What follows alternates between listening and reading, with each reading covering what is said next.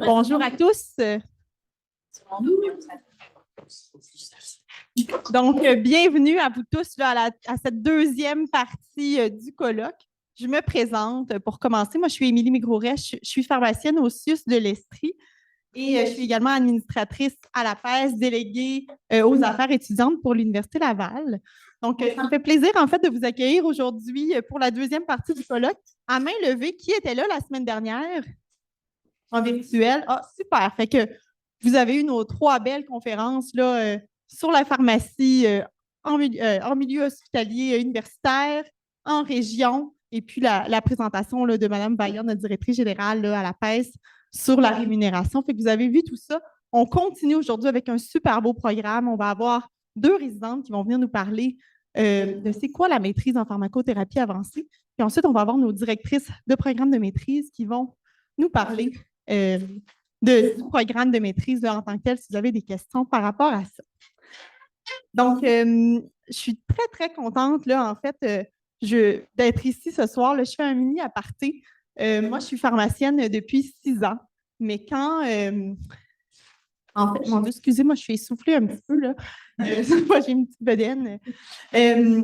Donc, moi, en fait, quand j'ai commencé il y a 6 ans, quand j'ai commencé ici, en pharmacie, je ne connaissais pas le milieu hospitalier. Moi, quand je suis rentrée en pharmacie, c'était pour devenir pharmacienne propriétaire ou pharmacienne communautaire. Je tripais là-dessus. Puis c'est à cette journée-là, en fait, un colloque, là, il y a 6 ans, non, il y a un petit peu plus que 6 ans, où j'ai découvert que, hey, il y a des pharmaciens aussi en milieu hospitalier. Puis ça peut être assez intéressant. J'ai participé à ce colloque-là. J'ai eu mes stages, mais au-delà de ça, parce que ce n'est pas nécessairement en stage hein, qu'on tombe en amour avec la pharmacie d'hôpital, ça a piqué ma curiosité. J'espère que ça sera le cas pour vous ce soir. Puis voilà. Donc, j'espère que ça va piquer votre curiosité. Donc, pour le programme de la soirée, là, je vous ai dit le déroulement. Mais par la suite, là, à chaque fin de présentation, là, il y aura une période de questions où vous pourrez poser vos questions aux conférenciers. Donc, on commence tout de suite avec le mot de bienvenue avec nos 2 doyens des 2 facultés là, qui vont nous venir faire un mot de bienvenue. Je présente d'abord Mme Julie Méthode, doyenne de la faculté de l'Université Laval. Je vous invite à venir à l'avant là, faire le mot de bienvenue.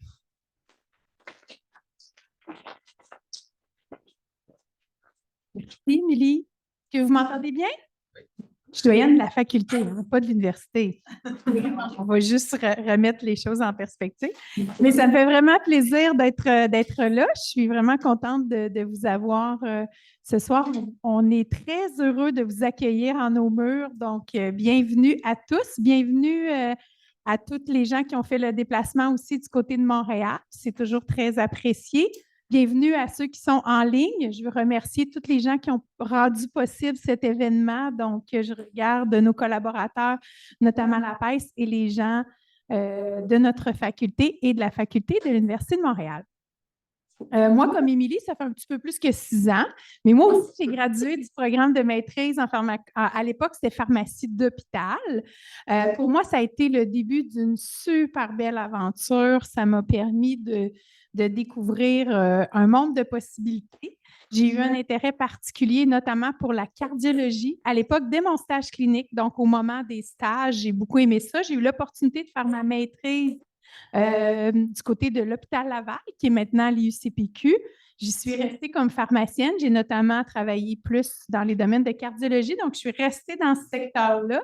J'ai découvert le monde de la recherche en parallèle. Donc, par la suite, j'ai continué, j'ai fait mon doctorat, mon postdoc, et puis je suis devenue professeure. Donc, ça a ouvert la voie académique quand même. C'est une voie qui est super intéressante. En plus d'avoir passé à l'intérieur de ce programme-là, j'ai été directrice du programme pendant 8 ans.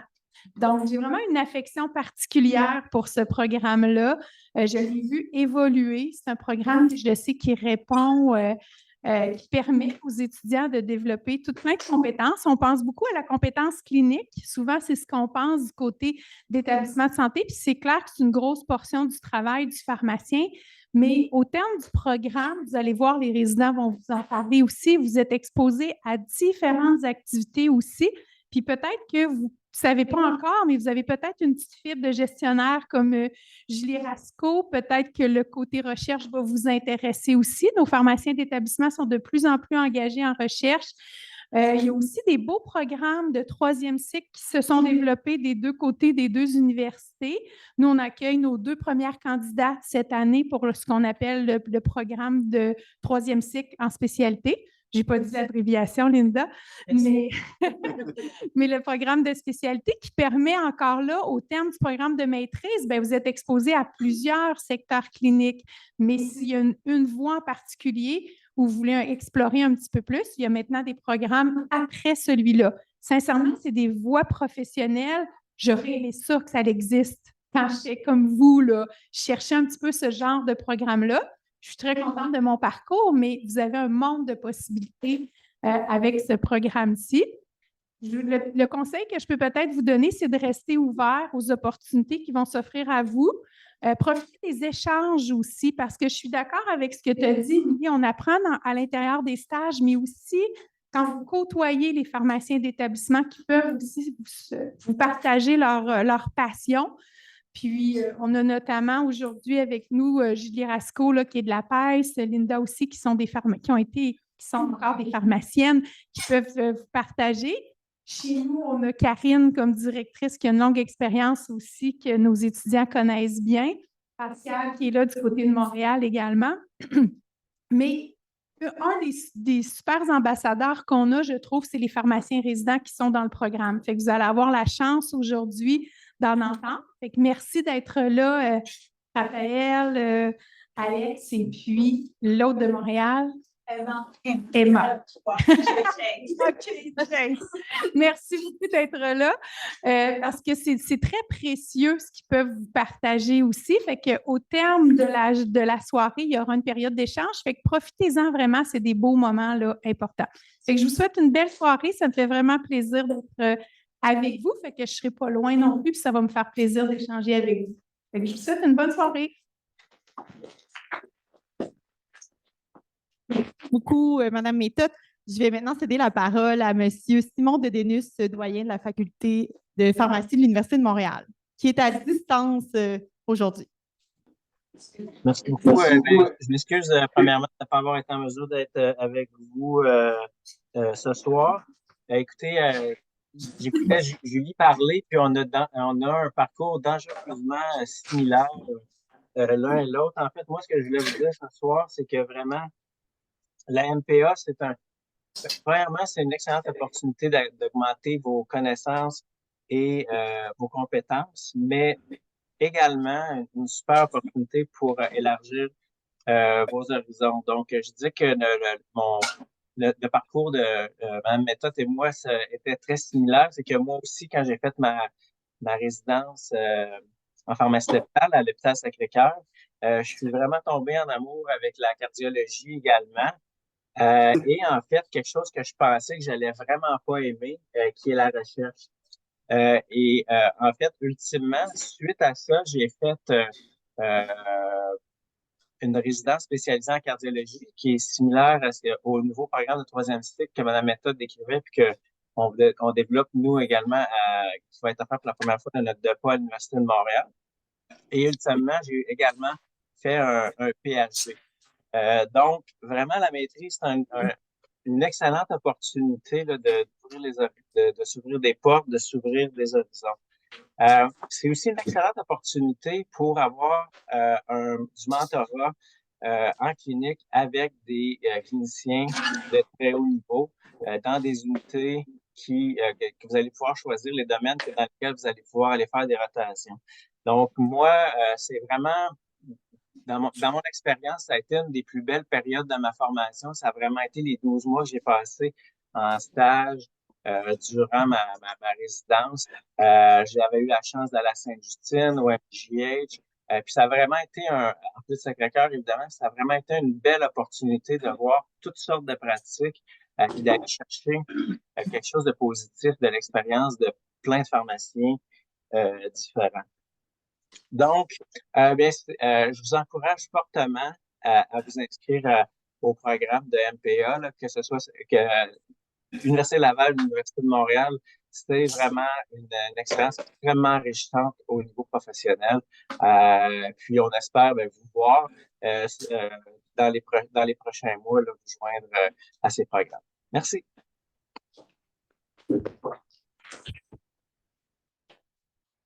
Merci beaucoup, M. Dedénus. J'enchaîne en disant c'est vrai que ça donne plusieurs opportunités. Là, moi, j'ai fait ma maîtrise, en fait, en ne sachant pas où est-ce que ça allait me mener exactement. J'ai fait ma maîtrise à l'hôpital Sainte-Justine. Puis ensuite, ça m'a amené à travailler dans un hôpital adulte à Montréal, au CHUM. Ensuite, j'ai travaillé à Blanc-Sablon, j'ai travaillé à Matane, puis là, je suis rendue en Estrie. Donc, il y en a vraiment pour tous les goûts. Donc, ça rejoint un peu là, ce qui a été dit. Donc, pourquoi on fait une résidence en pharmacothérapie avancée? Peut-être qu'il y en a qui se posent la question. Moi, je me posais la question, pourquoi je devrais faire une maîtrise? Bien, on a 2 résidentes qui vont venir répondre à cette question-là aujourd'hui. Je vous présente, en fait, je vais inviter Alexandre et Cheng à venir à l'avant.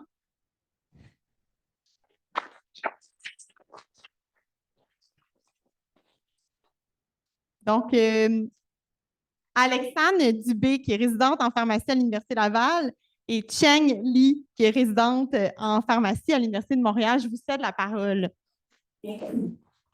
Allô tout le monde! Moi, c'est Alexandre. Je suis résidente à l'hôpital de l'Enfant Jésus. Puis, je suis avec Cheng, qui est résidente à Montréal, au centre. Est-ce que je parle assez fort pour m'entendre dans la question? Je parle vraiment fort. Est-ce qu'on m'entend à distance si je parle sans trop? Non. On va Aujourd'hui, on est là pour vous démontrer pourquoi c'est une bonne idée de faire sa résidence en pharmacie, puis un peu vous démontrer notre passion là, pour le domaine de la pharmacie et de l'hôpital.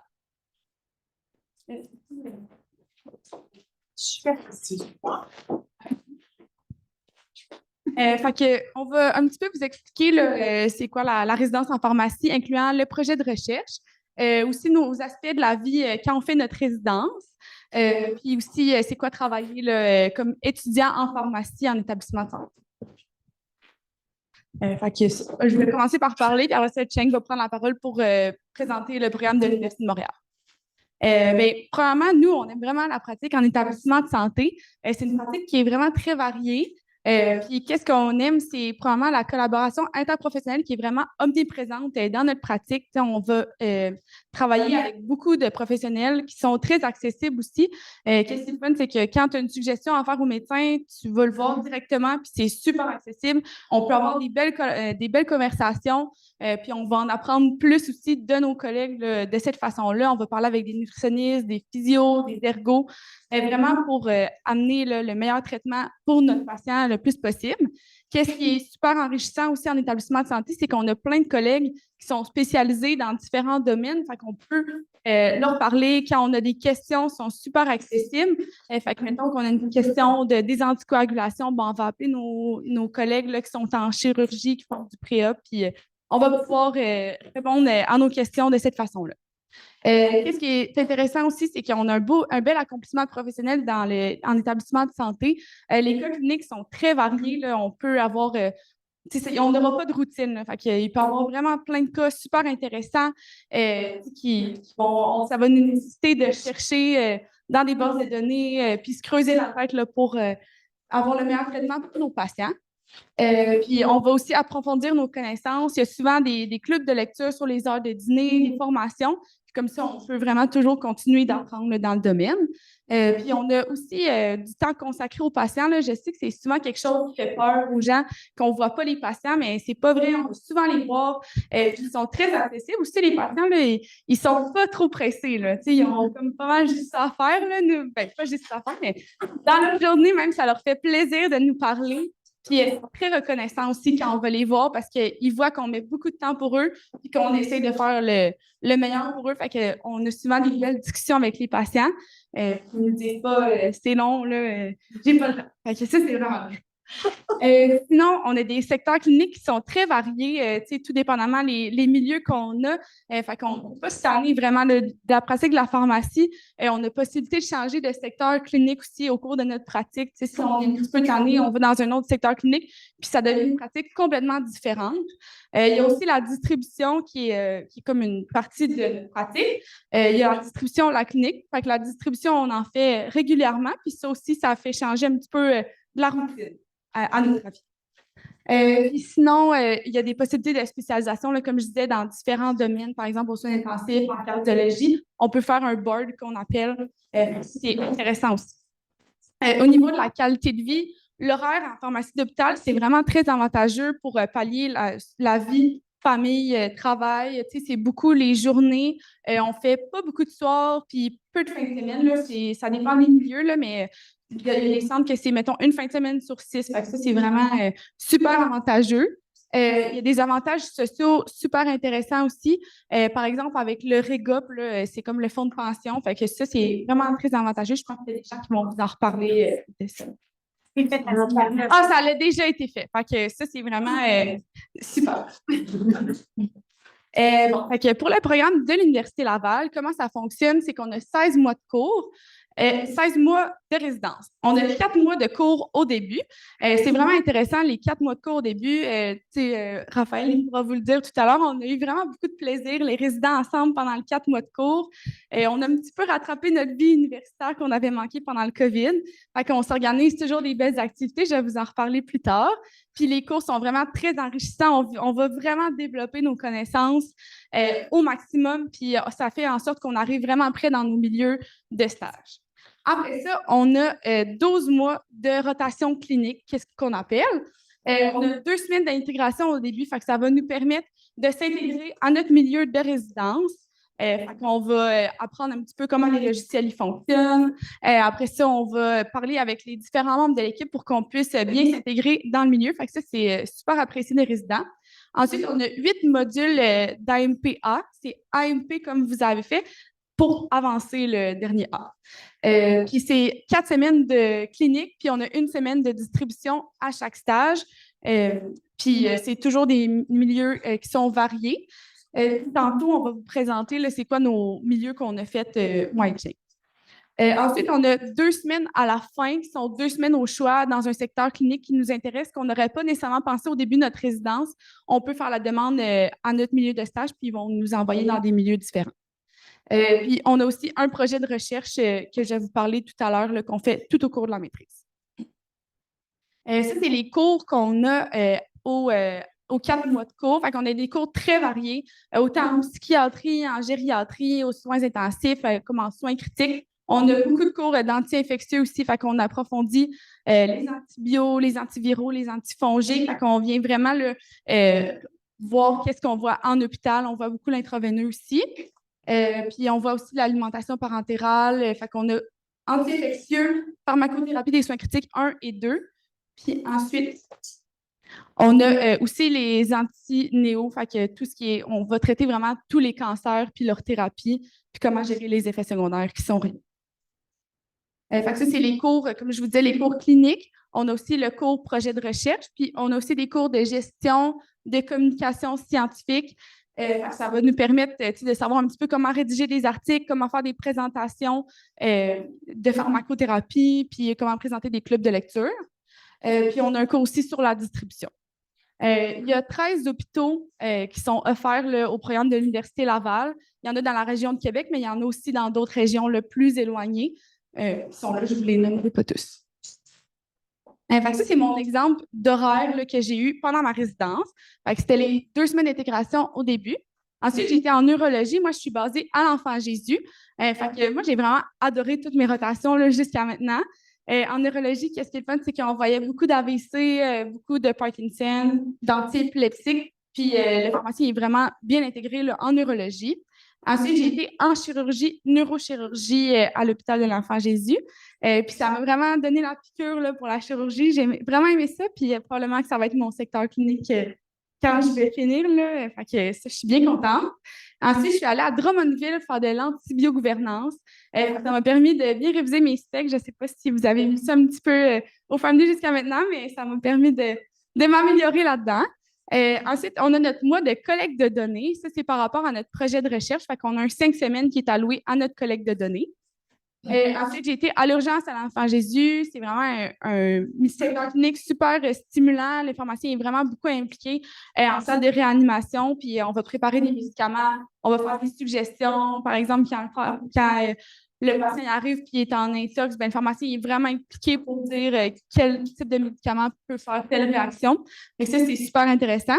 Ensuite, j'ai été en oncologie externe au Centre intégré de cancérologie.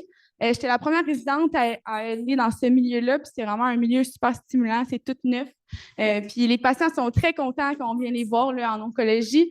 On règle beaucoup de problèmes, d'effets secondaires, puis ça, c'est vraiment super intéressant de voir les patients dans ces contextes-là. On fait l'enseignement aussi aux patients, puis plusieurs autres choses.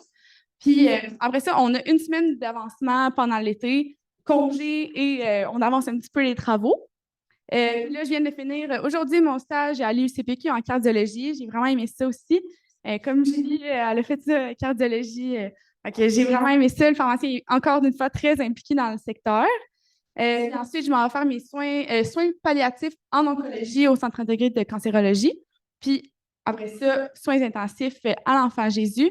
Après ça, il va me rester les 2 semaines dans un secteur autre que je ne sais pas encore. Et après ça, c'est la fin. Puis ça achève.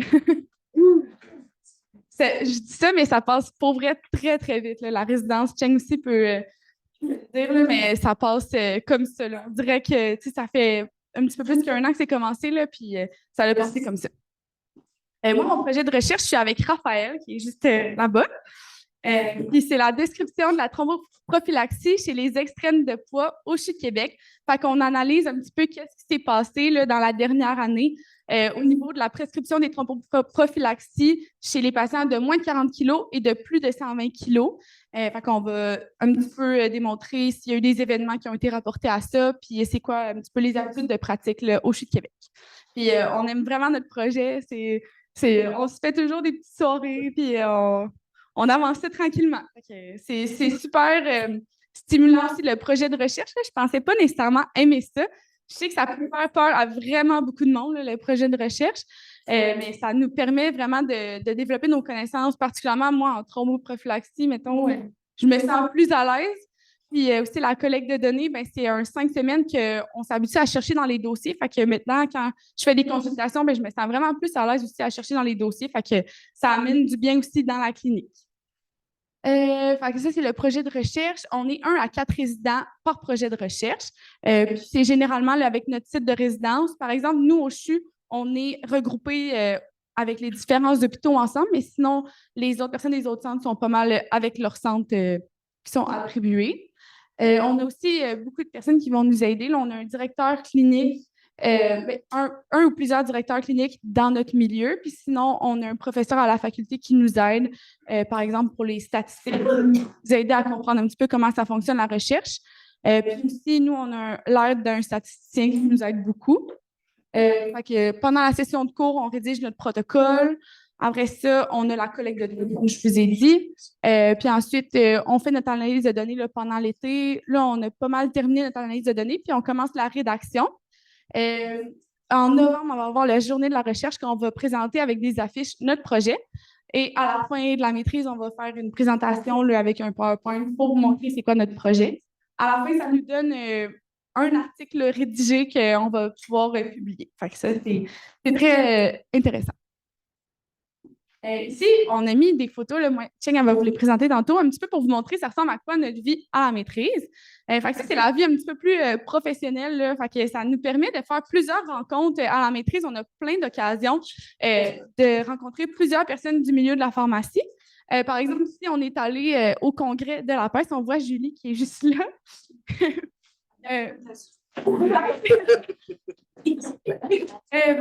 On a pu...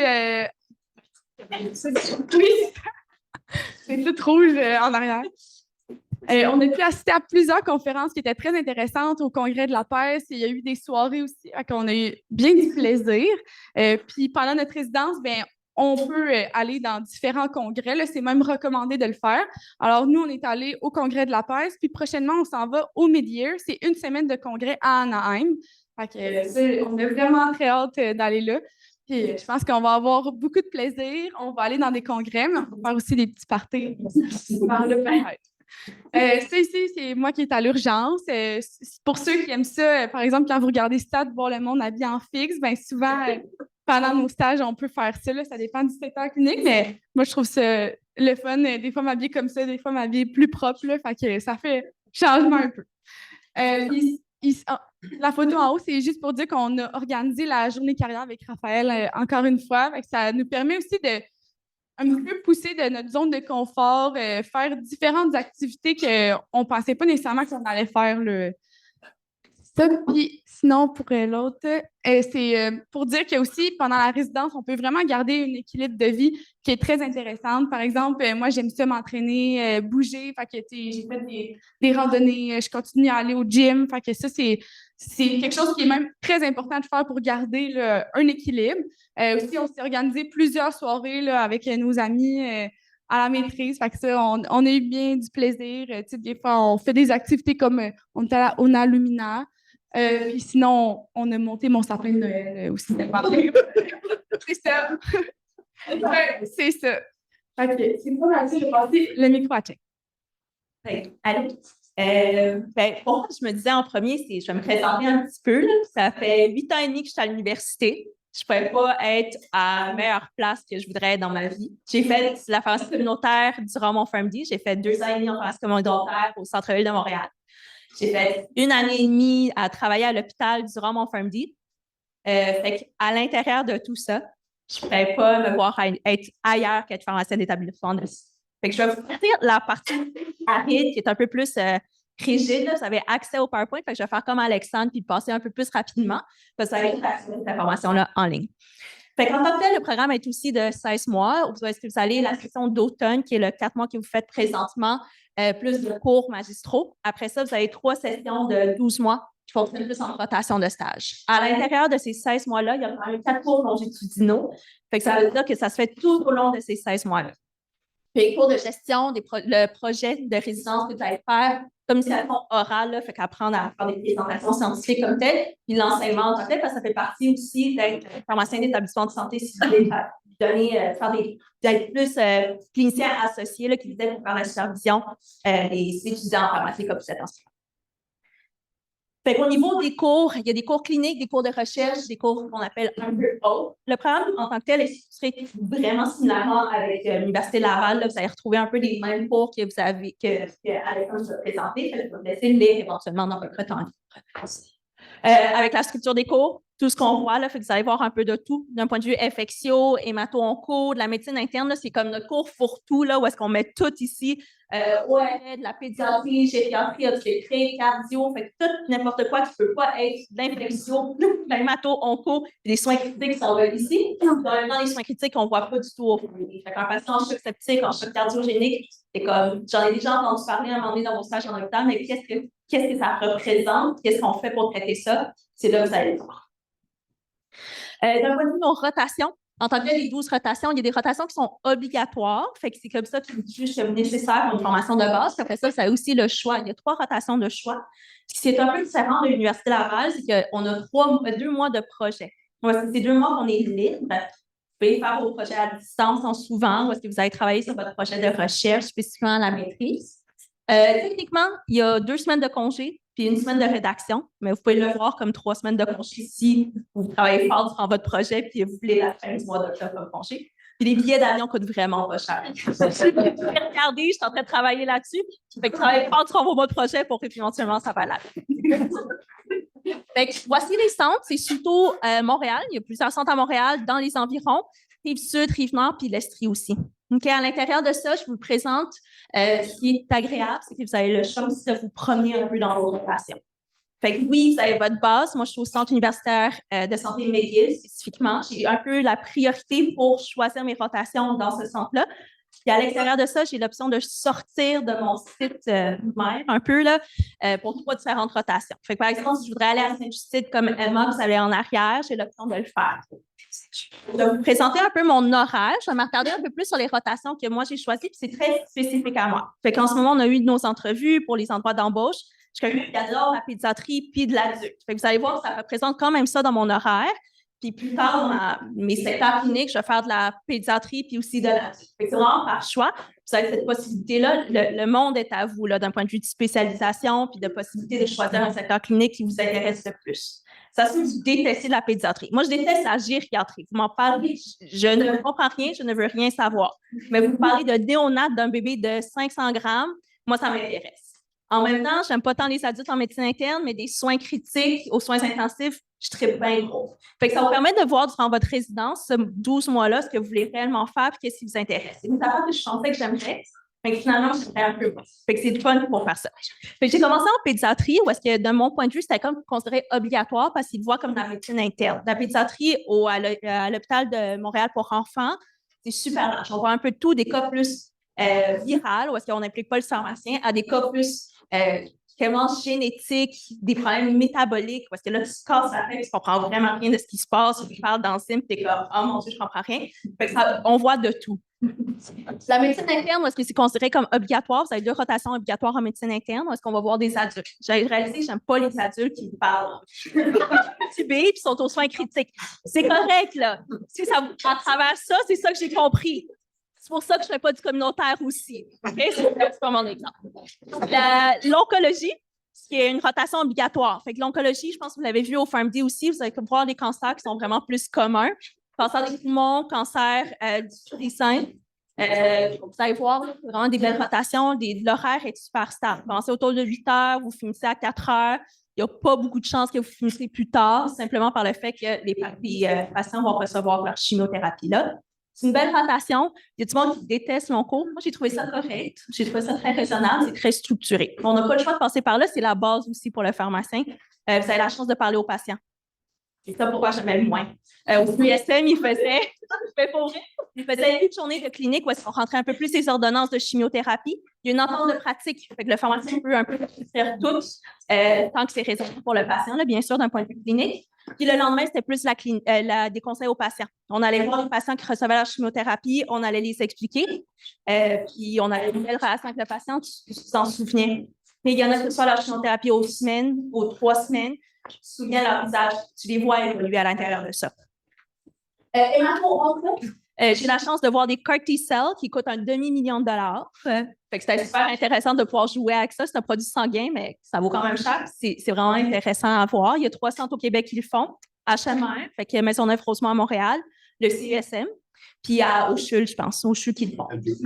Fait que ça permet de voir des super cool cas cliniques, un peu plus des cas cliniques. Médecine interne, c'était mon stage stop. C'est un stage que moi, je ne choisissais pas. J'ai beaucoup de mes collègues qui ont été en région, qui ont eu la chance d'aller à Bécomo, à Sept-Îles, en Gaspésie même. Moi, j'ai eu la chance d'être à Verdun. Fait que c'est un centre qui est... Je ne choisis pas. Des fois, j'ai vraiment trippé aussi. C'est une pratique complètement différente. C'est un centre secondaire de 2e ligne, un hôpital communautaire. Le pharmacien en médecine interne là-bas a 36 lits à gérer. Moi, en médecine interne que j'ai faite au mois de février, là, j'avais 12 lits et un peu plus, puis je rushais. Fait que c'est vraiment une pratique qui est différente. Ça vous permet de voir qu'est-ce que vous préférez. C'est un centre communautaire, il y a un peu plus de proximité avec les médecins. Vous n'allez pas voir des cas peut-être aussi sévères où est-ce que vous allez vous casser la tête, mais des fois, on se casse la tête quand même où est-ce qu'il y a des cas de rhumato puis des maladies auto-immunes. Là. Fait que c'est juste une pratique complètement différente. Même si j'étais moins en région, j'étais à Verdun, à Montréal, c'était une belle expérience quand même, ça vaut la peine que ça soit fait. Là, moi, le projet, comme tu savais dit, on est un peu plus à la maison. Vous faites un peu à vos affaires. J'allais des fois à la banque durant le mardi parce que je n'avais pas le choix de faire mes petites paperasses, mais ça rendait des choses à faire. Fait que c'est un peu plus flexible à ce niveau-là. L'urgence. Au CUSM, on a l'option de faire l'urgence au Royal Victoria. On passe 2 semaines, puis 2 semaines à l'hôpital général. L'hôpital général, c'est un des hôpitaux de traumatologie qu'on a au Québec. L'autre hôpital, c'est l'hôpital Sacré-Cœur. Fait que c'était le fun. On arrivait avec des patients qui se faisaient des gros accidents de char à 70 km/h, avec des saignements intracrâniens. Il y en a qui avaient des plans. Fait que ça vous permet de voir bien de l'action. C'est quand même le fun de voir bien de l'action, là, des fois. La distribution, c'est comme la partie plate qu'on trouve peut-être un peu aride. Ça fait vraiment un changement. Après 8 mois, là, j'étais contente d'être rendue à la distribution, d'être assise sur une chaise de 8 à 4, de 9 à 5.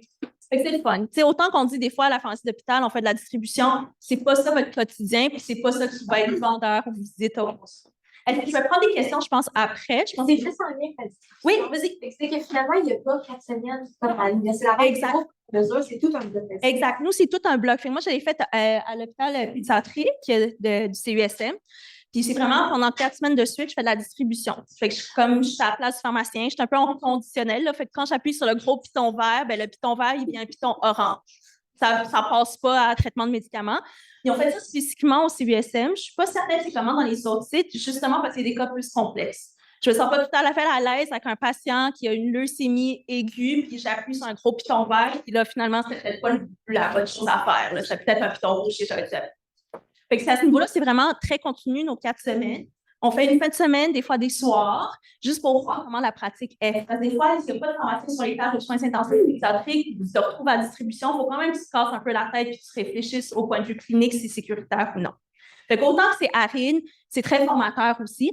Ça change un peu le mal de place, mais on est souvent content quand même d'être en distribution. On a une garde de notre côté.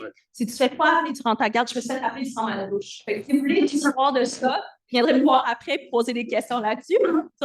Puis si vous ne faites pas appeler, souvent, vous avez déjà une deuxième garde. Mais il y en a qui ne sont juste jamais appelés, puis ça va bien. Soins intensifs, je croyais que j'allais détester ça pour mourir. J'étais sûre que j'allais comme figer là, pas savoir quoi faire, qu'on va recevoir des patients. J'ai trippé. Ça va être mon prochain secteur clinique que je vais avoir l'année prochaine. J'ai vraiment adoré. Fait que des fois, là, des trucs qu'on ne s'attendait pas à ce qu'on aime, puis je tombe en amour. Fait que ça vaut la peine de s'aventurer et d'aller voir. Vous ne voyez pas tous ces secteurs-là. Au PharmD, ça se peut que vous voyez comme un peu plus la médecine interne, mais les patients ambulatoires qui se promènent là, moi, je les trouve, je suis encore du communautaire. Là. Je travaille encore en communautaire un samedi sur 2, puis je fais de l'hôpital. Puis ceux qui chignent là, à la pharmacie communautaire, là, j'y regarde, je suis comme, si tu es capable de me crier dessus et de t'exprimer ton mécontentement, ça veut dire que tu es assez en forme. Là.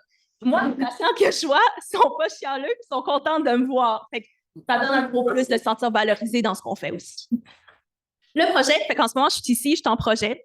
Je suis en train de travailler sur mon projet, mais je vous donne la conférence à la place. Néonatologie. Néonatologie, c'est des tout petits bébés de 500 grammes. J'en ai déjà fait durant ma 4e année au PharmD. Nous, nos rotations cliniques sont là. J'ai vraiment trippé bien gros, fait que je vais peut-être le refaire. Là, je vais peut-être le changer. J'ai mis dans les soins intensifs pédiatriques. Fait que quand j'ai monté mon horaire au mois d'octobre, fait que même moment où est-ce que vous êtes en ce moment, j'ai dit, je vais faire de la néonatologie. Maintenant, je le regrette un peu, puis ça se discute.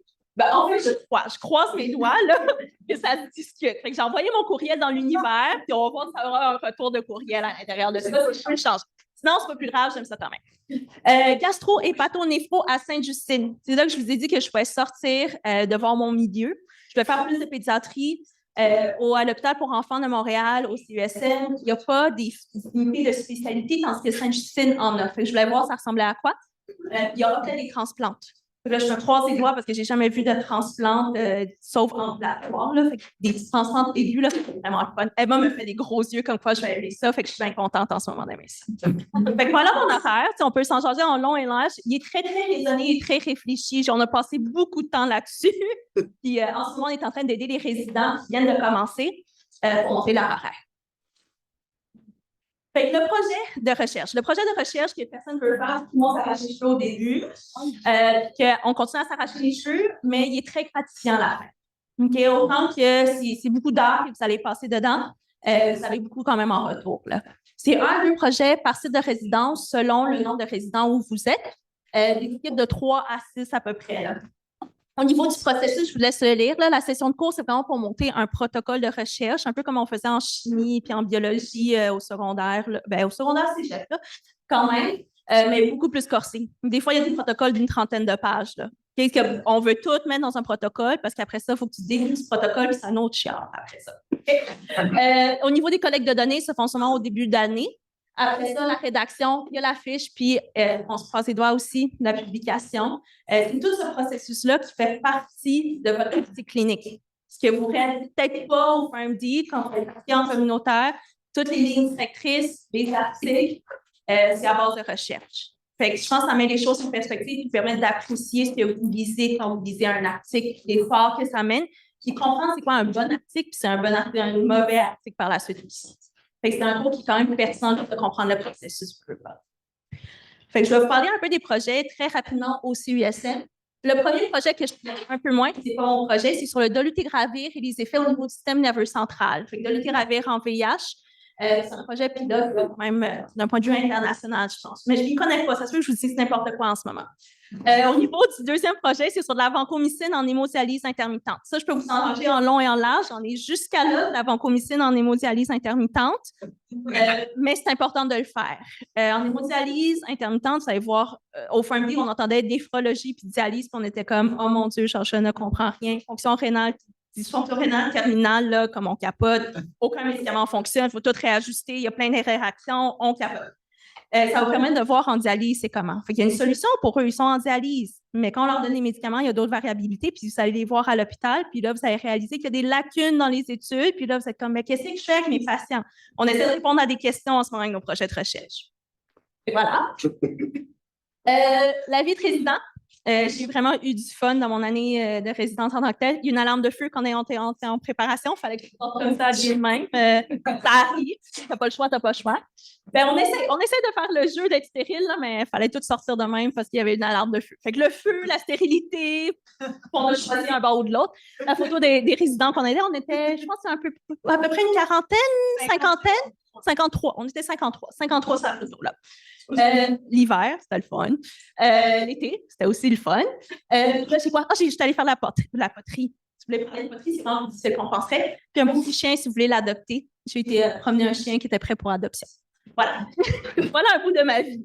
Travailler en établissement santé. Je vous ai dit au début, j'ai fait 2 ans et demi en communautaire. J'ai fait, peut-être pas pour moi. Je suis rentrée en pharmacie, sachant pas ce que je voulais faire vraiment. Je pense que c'est la majorité des gens qui rentrent en pharmacie sans nécessairement comprendre c'est quoi la pharmacie. Puis en ce moment, je ne peux pas être comme je suis la personne la plus contente au monde. Je peux vous casser les oreilles sur de la pharmacie 24/7.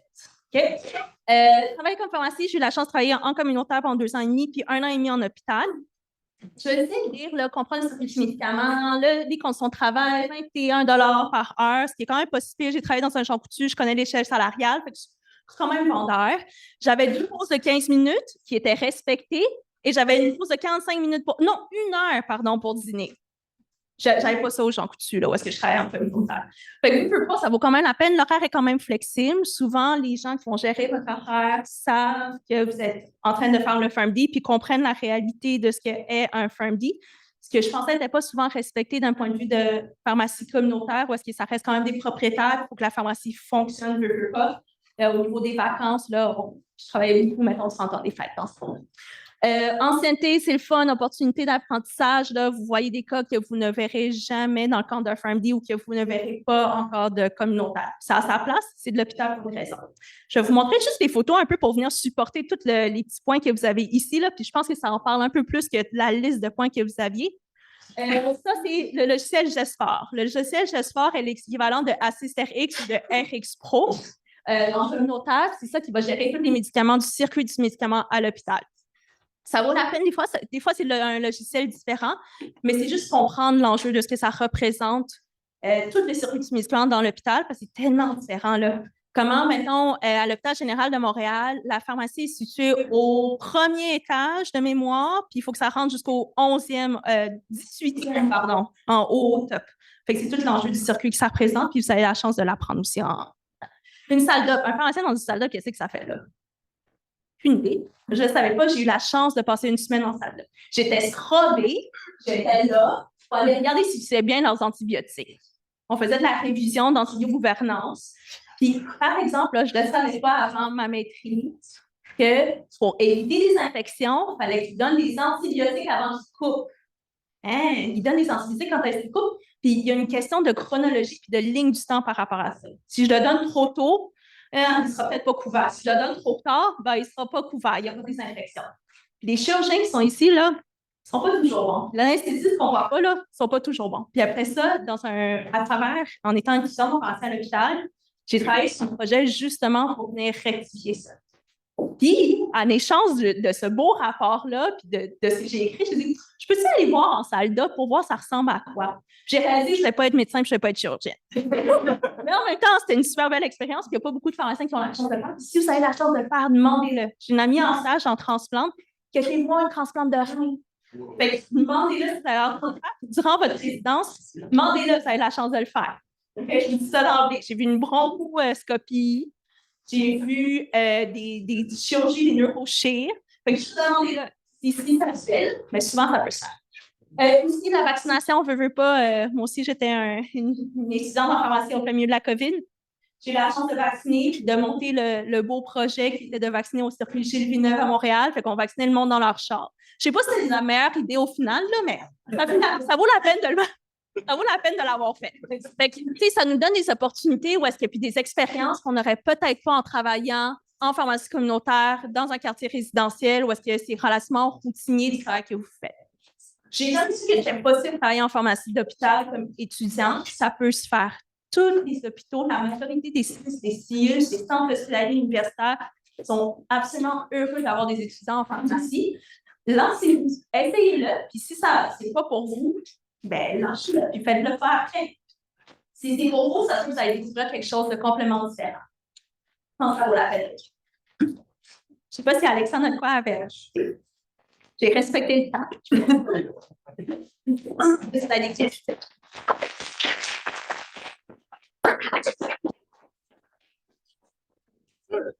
Merci beaucoup. On va prendre vos questions dans la salle, puis si vous avez des questions en virtuel, on va les prendre également. Fait que vous pouvez lever la main ou écrire dans le clavardage. Donc, quand vous posez votre question, là, juste le répéter à haute voix pour que les gens à distance t'entendent.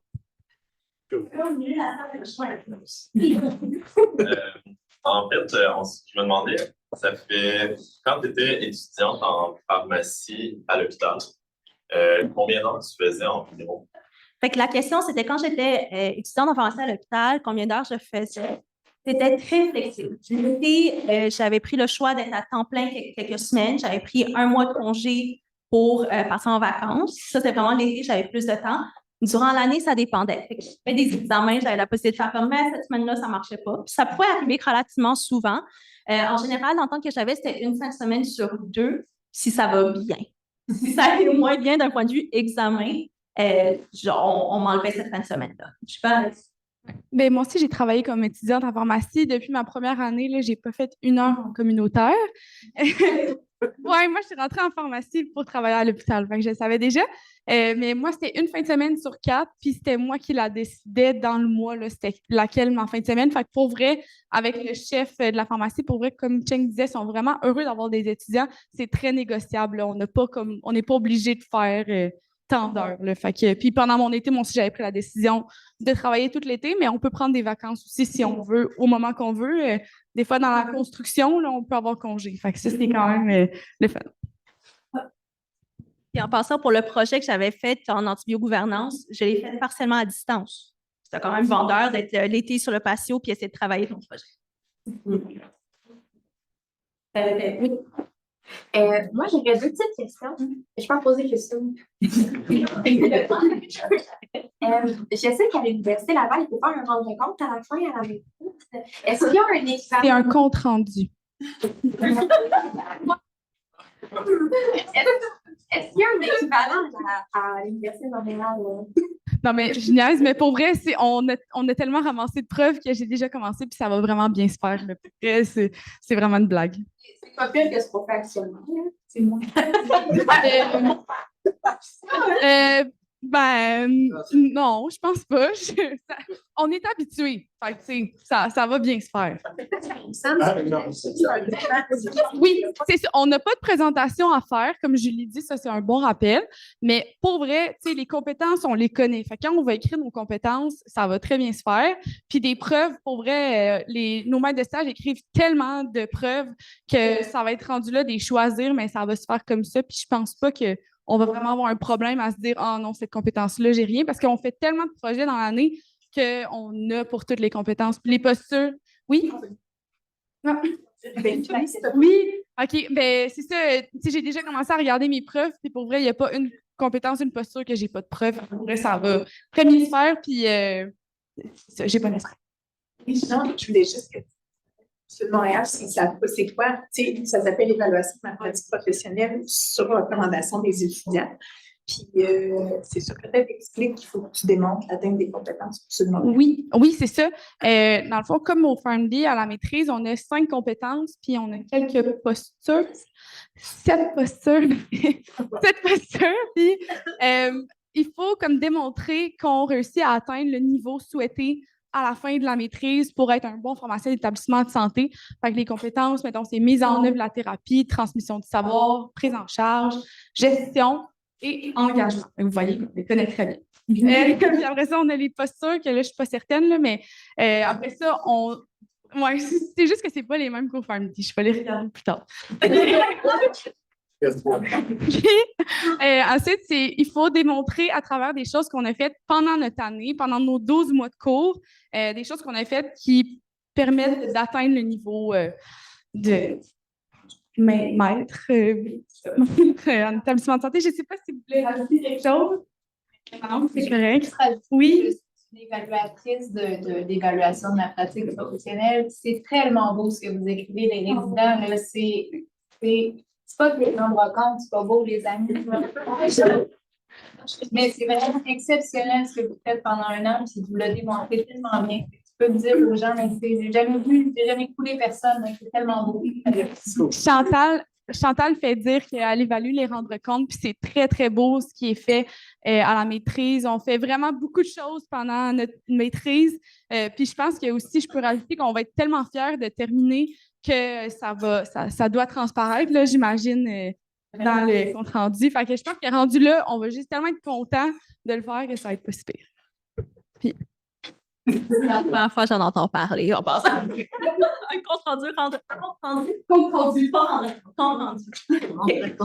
On a quelque chose un peu similaire à l'Université de Montréal, mais l'évaluation fonctionne vraiment par apprentissage par APC, activité professionnelle confiable. Activité professionnelle confiable. C'est ça. Il y en a 7. On fait une auto-évaluation à mi-chemin de nos stages, puis à la fin. C'est un peu l'équivalent d'expliquer comment ça se passe avec différents niveaux de supervision. Puis le but à la fin, c'est que ce soit une supervision intermittente parce que le pharmacien est là. Tu es très content que le pharmacien soit là pour pouvoir t'aider, mais tu es quand même assez autonome pour faire tes prescriptions tout seul, tes notes cliniques tout seul, avec forcément le pharmacien présent si jamais tu as des questions.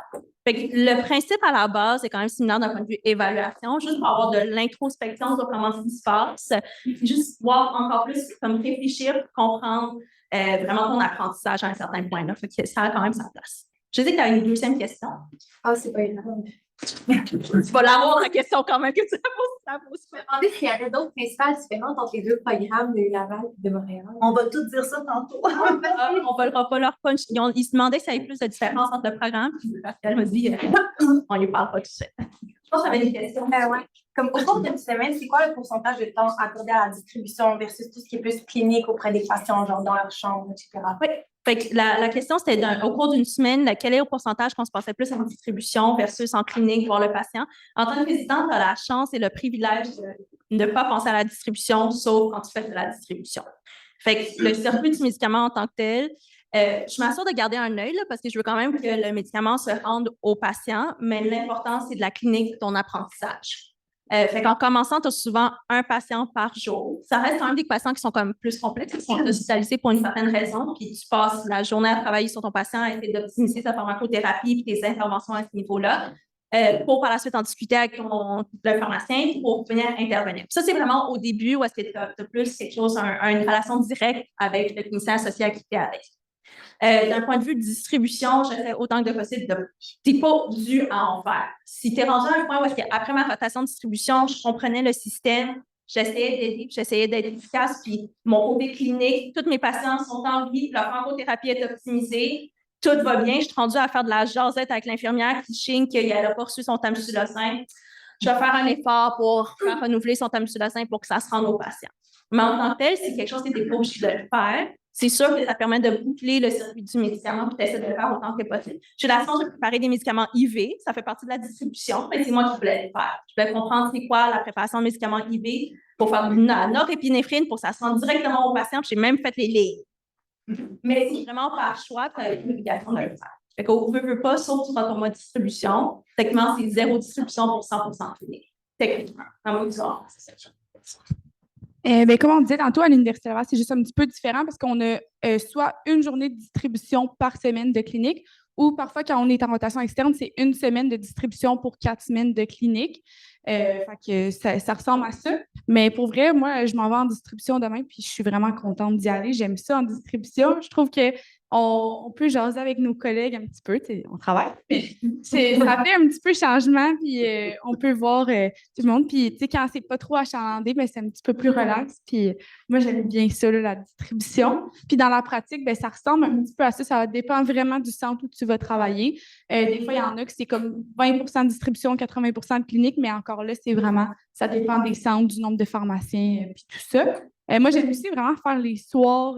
Ça fait comme un autre beat. Quand on est en clinique, on ne fait pas de soirée. C'est le fun de faire les soirs. Puis à l'Université Laval, on a 10 gardes à faire aussi. Je ne l'avais pas mentionné tout à l'heure. On a 10 gardes qu'on est accompagnés d'un pharmacien. Fait que moi, jusqu'à maintenant, je me suis fait appeler sur 3 de mes gardes. Puis jusqu'à maintenant, j'ai toujours appelé le pharmacien qui est avec moi. Fait que c'est plus rassurant quand je vais commencer. Je vais me sentir un peu plus outillée de qu'est-ce qu'on fait quand on est de garde. Puis c'est un petit challenge. Là, quand je me couche le soir, je ne sais pas si je vais me faire appeler. Ouais, c'est ça. Je commence à mieux dormir. Là. Fait qu'encore là, on s'habitue. La semaine passée, je me suis fait rappeler parce qu'il y avait un gant cyclovir qui avait peut-être gelé dans un frigo. J'ai eu très peur de devoir rentrer sous Hot Donco. Ça, c'était très stressant comme moment, mais finalement, je n'ai pas eu à y aller. C'était pas si mal. Mais comme je disais, c'est le fun d'avoir un pharmacien en backup pendant la résidence. Comme ça, on devient plus à l'aise pour nos gardes. Oui. Par rapport au projet de recherche, je sais que ça varie dans 12 mois, mais vous évalueriez que vous consacriez combien de temps environ par semaine en plus du stage sur votre projet de recherche? La question, c'est combien de temps on passe par semaine environ sur le projet de recherche. Je vais parler pour moi, puis après ça, Ching se rajoutera. Je te dirais que c'est plus par bloc. On a vraiment des temps qu'on consacre plus de temps au projet de recherche. Par exemple, pendant la rédaction du protocole, ben là, on va mettre plus de temps là-dessus. Souvent aussi, avec nos responsables, on a des réunions qui vont être sur les heures de dîner. Fait que ça n'interfère pas avec nos soirées. Comme là, on est en train de faire la première rédaction du projet. Fait que là, on en fait quand même un petit peu les soirs, hein, peut-être 2 heures par soir. Puis, sinon, il y a des temps qu'on n'en fait pas du tout. Pendant la collecte de données, ben, c'est plus de temps qu'on accorde à ça. Mais pour vrai, ça se fait quand même très bien. Là. De notre côté aussi, avec le temps alloué, ça devrait être suffisant pour monter le projet. De toute manière, c'est quelque chose qu'on se fait souvent en équipe. Si jamais tes coéquipiers ont des questions pendant qu'ils pensent dans le projet, ben, veux pas, tu essaies de répondre à la question. Tu essaies d'être disponible pour être dans les rencontres.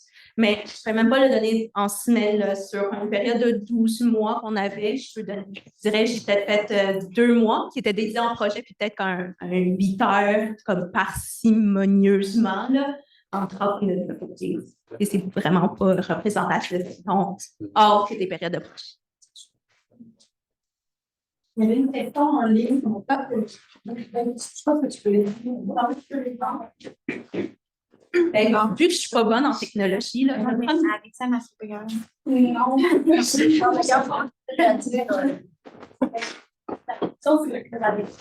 que c'est toi qui choisis l'hôpital à payer l'ensemble des secteurs de pratique que tu vas en stage ou il y en a qui sont la question, c'est est-ce que c'est nous qui décident l'hôpital qui est attribué à nous, puis les secteurs cliniques externes?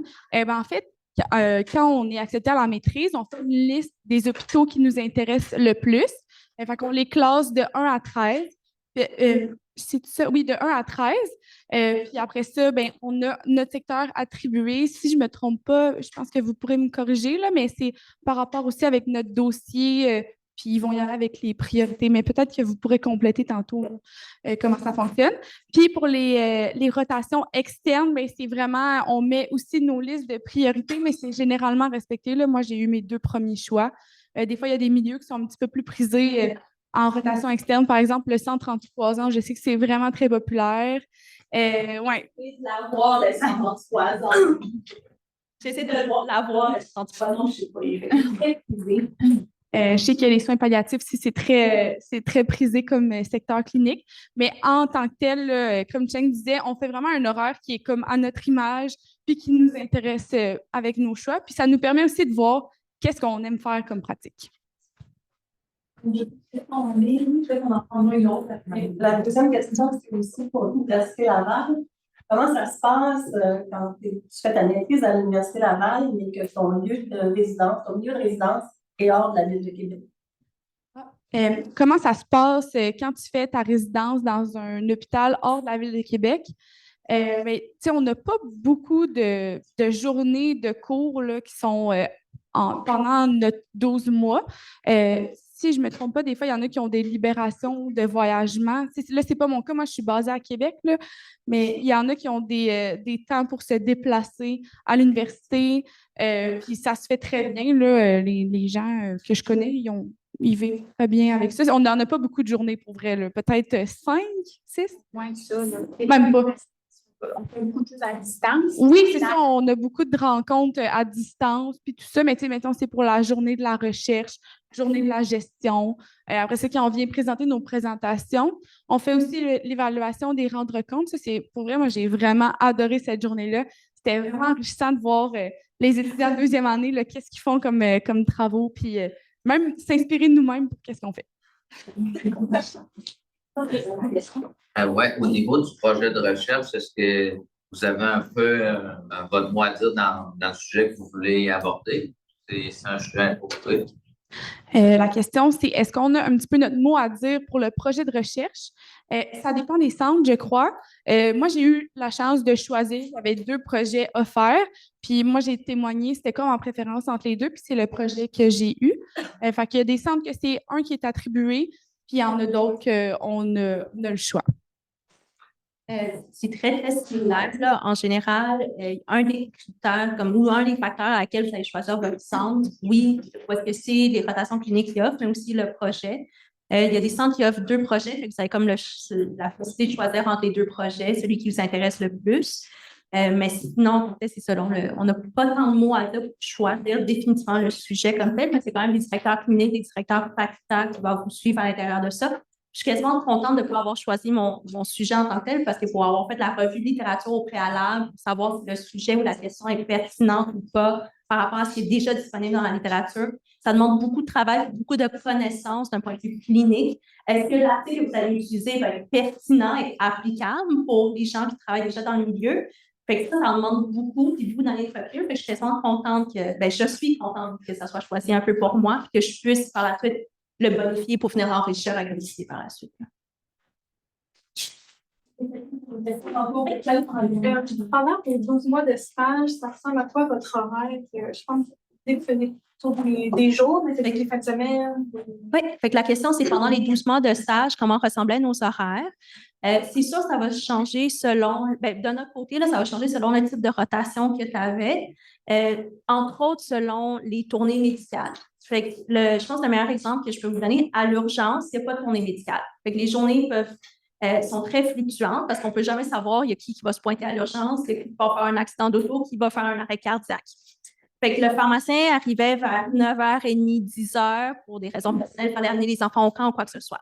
Fait que j'avais la possibilité de commencer un peu plus tard, sachant qu'il y a souvent plus, c'est plate à dire, il y a souvent plus d'accidents d'auto, il y a beaucoup plus de traumas en fin de journée. Fait que je pouvais commencer à 10h, finir à 6h. Ou entre autres, aux soins intensifs, celui que je viens de faire, la tournée médicale aux soins intensifs se fait à 8h15, 8h30. Fait que pour arriver prêt pour les patients, j'essaie d'arriver pour 7h, 6h45. Mais c'est par choix, je suis très matinale comme personne. Fait que j'arrivais à 6h45, je prenais mon café, je déjeunais. Tandis qu'il y avait d'autres résidents qui avaient fait la même rotation qui arrivaient pour 7h30. Mais c'est quand même contrastant un 7h30 du matin versus un 10h. Ça dépend vraiment selon vos rotations que vous allez avoir. Moi, de mon côté clinique, je n'ai pas eu à faire de fin de semaine. De notre côté, il y a juste un pharmacien la fin de semaine d'un point de vue clinique aux soins intensifs. Puis, il n'y a pas d'autres pharmaciens cliniques dans les autres secteurs. Vous n'avez peut-être pas à faire des fins de semaine. Puis, il n'y a pas beaucoup de pharmaciens qui font des soirs autres à la distribution, principalement parce qu'il y a des médecins, des résidents ou d'autres interventions. Ça se fait surtout durant le jour quand même. Oui, mais moi, ça ressemble. Moi, c'est pas mal tout le temps à 8h, 8h30, à 4h, 5h. pour mes rotations que j'ai eues jusqu'à maintenant. Puis on a 2 fins de semaine de distribution à faire. Puis dans ce temps-là, on a des journées de congé pendant la semaine. Fait que ça nous permet de prendre des rendez-vous puis d'avoir d'autres choses. Fait que c'est vraiment un horaire qui est très avantageux. Comme j'ai dit tantôt, des fois, on fait des soirs. Nous, à l'Enfant Jésus, c'est 2h30 l'après-midi jusqu'à 10h le soir. Fait que le matin, on est libre, mais c'est pas tant que ça là, dans l'horaire. Fait que c'est très... c'est correct. Puis même aussi, les fins de semaine, là, on peut en profiter pour faire d'autres choses que de la pharmacie. Là. On est capable d'ajuster notre horaire pour, par exemple, en ce moment, aller aux pommes. J'ai oublié de le mentionner, là, de nous, notre côté, à l'Université de Montréal, on a une journée de personnel par rotation de 4 semaines. Fait que c'est une journée personnelle que tu peux avancer tes projets ou choisir comme aller aux pommes ou aller chez le dentiste durant une journée au complet parce que la vie, elle continue. Ça te permet aussi d'avoir des fins de semaine de 3 jours et plus. Là, si tu t'arranges à avoir une journée fériée, tu as peut-être une fin de semaine de 4 jours. Pour Pâques, des fois, on s'arrangeait pour avoir une fin de semaine de 5 jours. Si tu faisais bien tes calculs, là, fait que ça vaut quand même la peine. On a quand même des flexibilités à ce niveau-là. Très bien. Merci beaucoup à vous deux. On va enchaîner avec la prochaine et dernière présentation de la soirée. Donc, quels sont les critères d'admission au programme de maîtrise en pharmacothérapie avancée? Donc, bon, pour ceux qui sont en première année, c'est peut-être encore loin, mais c'est déjà peut-être à commencer à y penser. Puis, il y a une ligne ici de 4e année, là. Fait que ça pourrait être plus pertinent là, tout de suite. Donc, je vais inviter Mme Karine Cloutier, professeure agrégée et directrice du programme de maîtrise en pharmacothérapie avancée, et Mme Pascale Meunier, responsable en gestion des stages et co-responsable du programme de maîtrise en pharmacothérapie avancée à l'Université de Montréal. Mme Cloutier qui est de l'Université Laval. Pardon.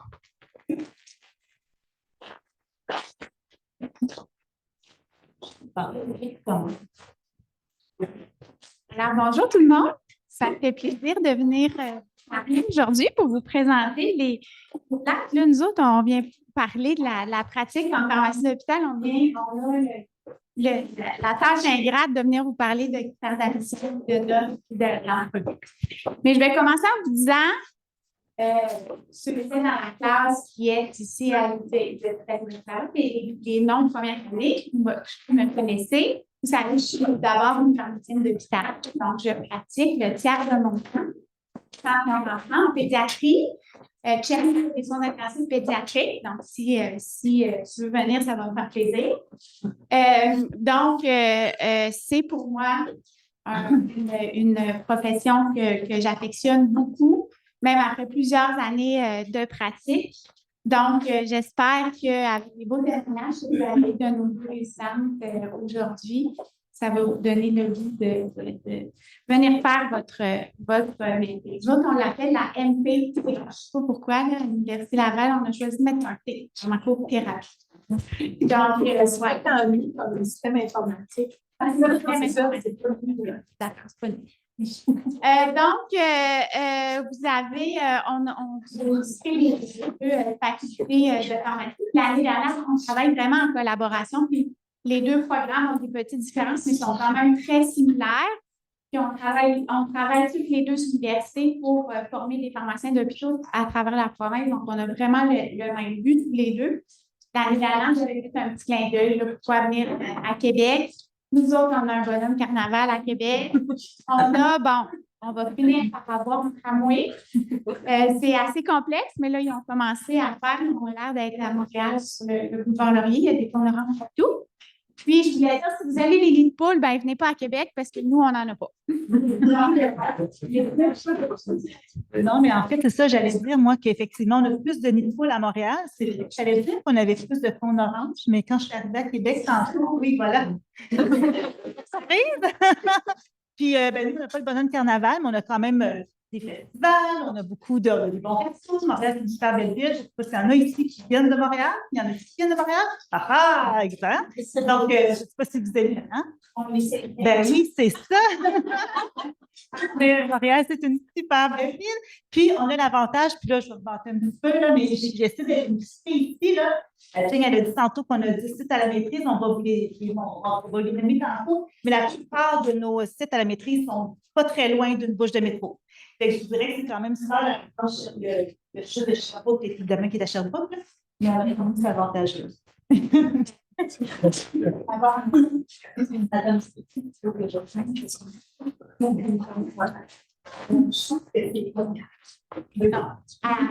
Alexandre l'a mentionné tout à l'heure, donc on a 13 centres établissements de santé affiliés où il est possible de faire ça l'année de résidence à partir du mois de janvier.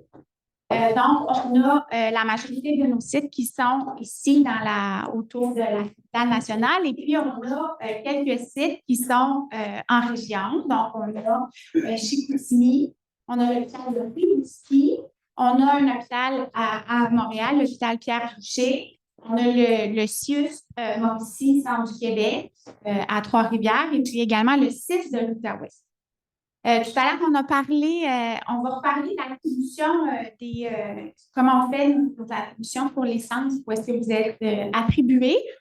Je tiens à vous dire que tous ceux dans les dernières années qu'on a envoyés en région étaient tous des résidents que c'était soit leur premier ou leur deuxième choix. On envoie toujours des gens, on envoie personne à Chicoutimi si c'est son choix numéro 13.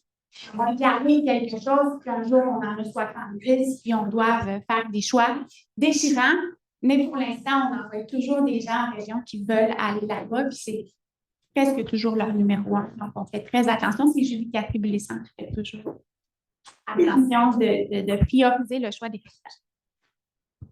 Oui, je pense qu'on est aussi champion de vie et on va revenir tantôt.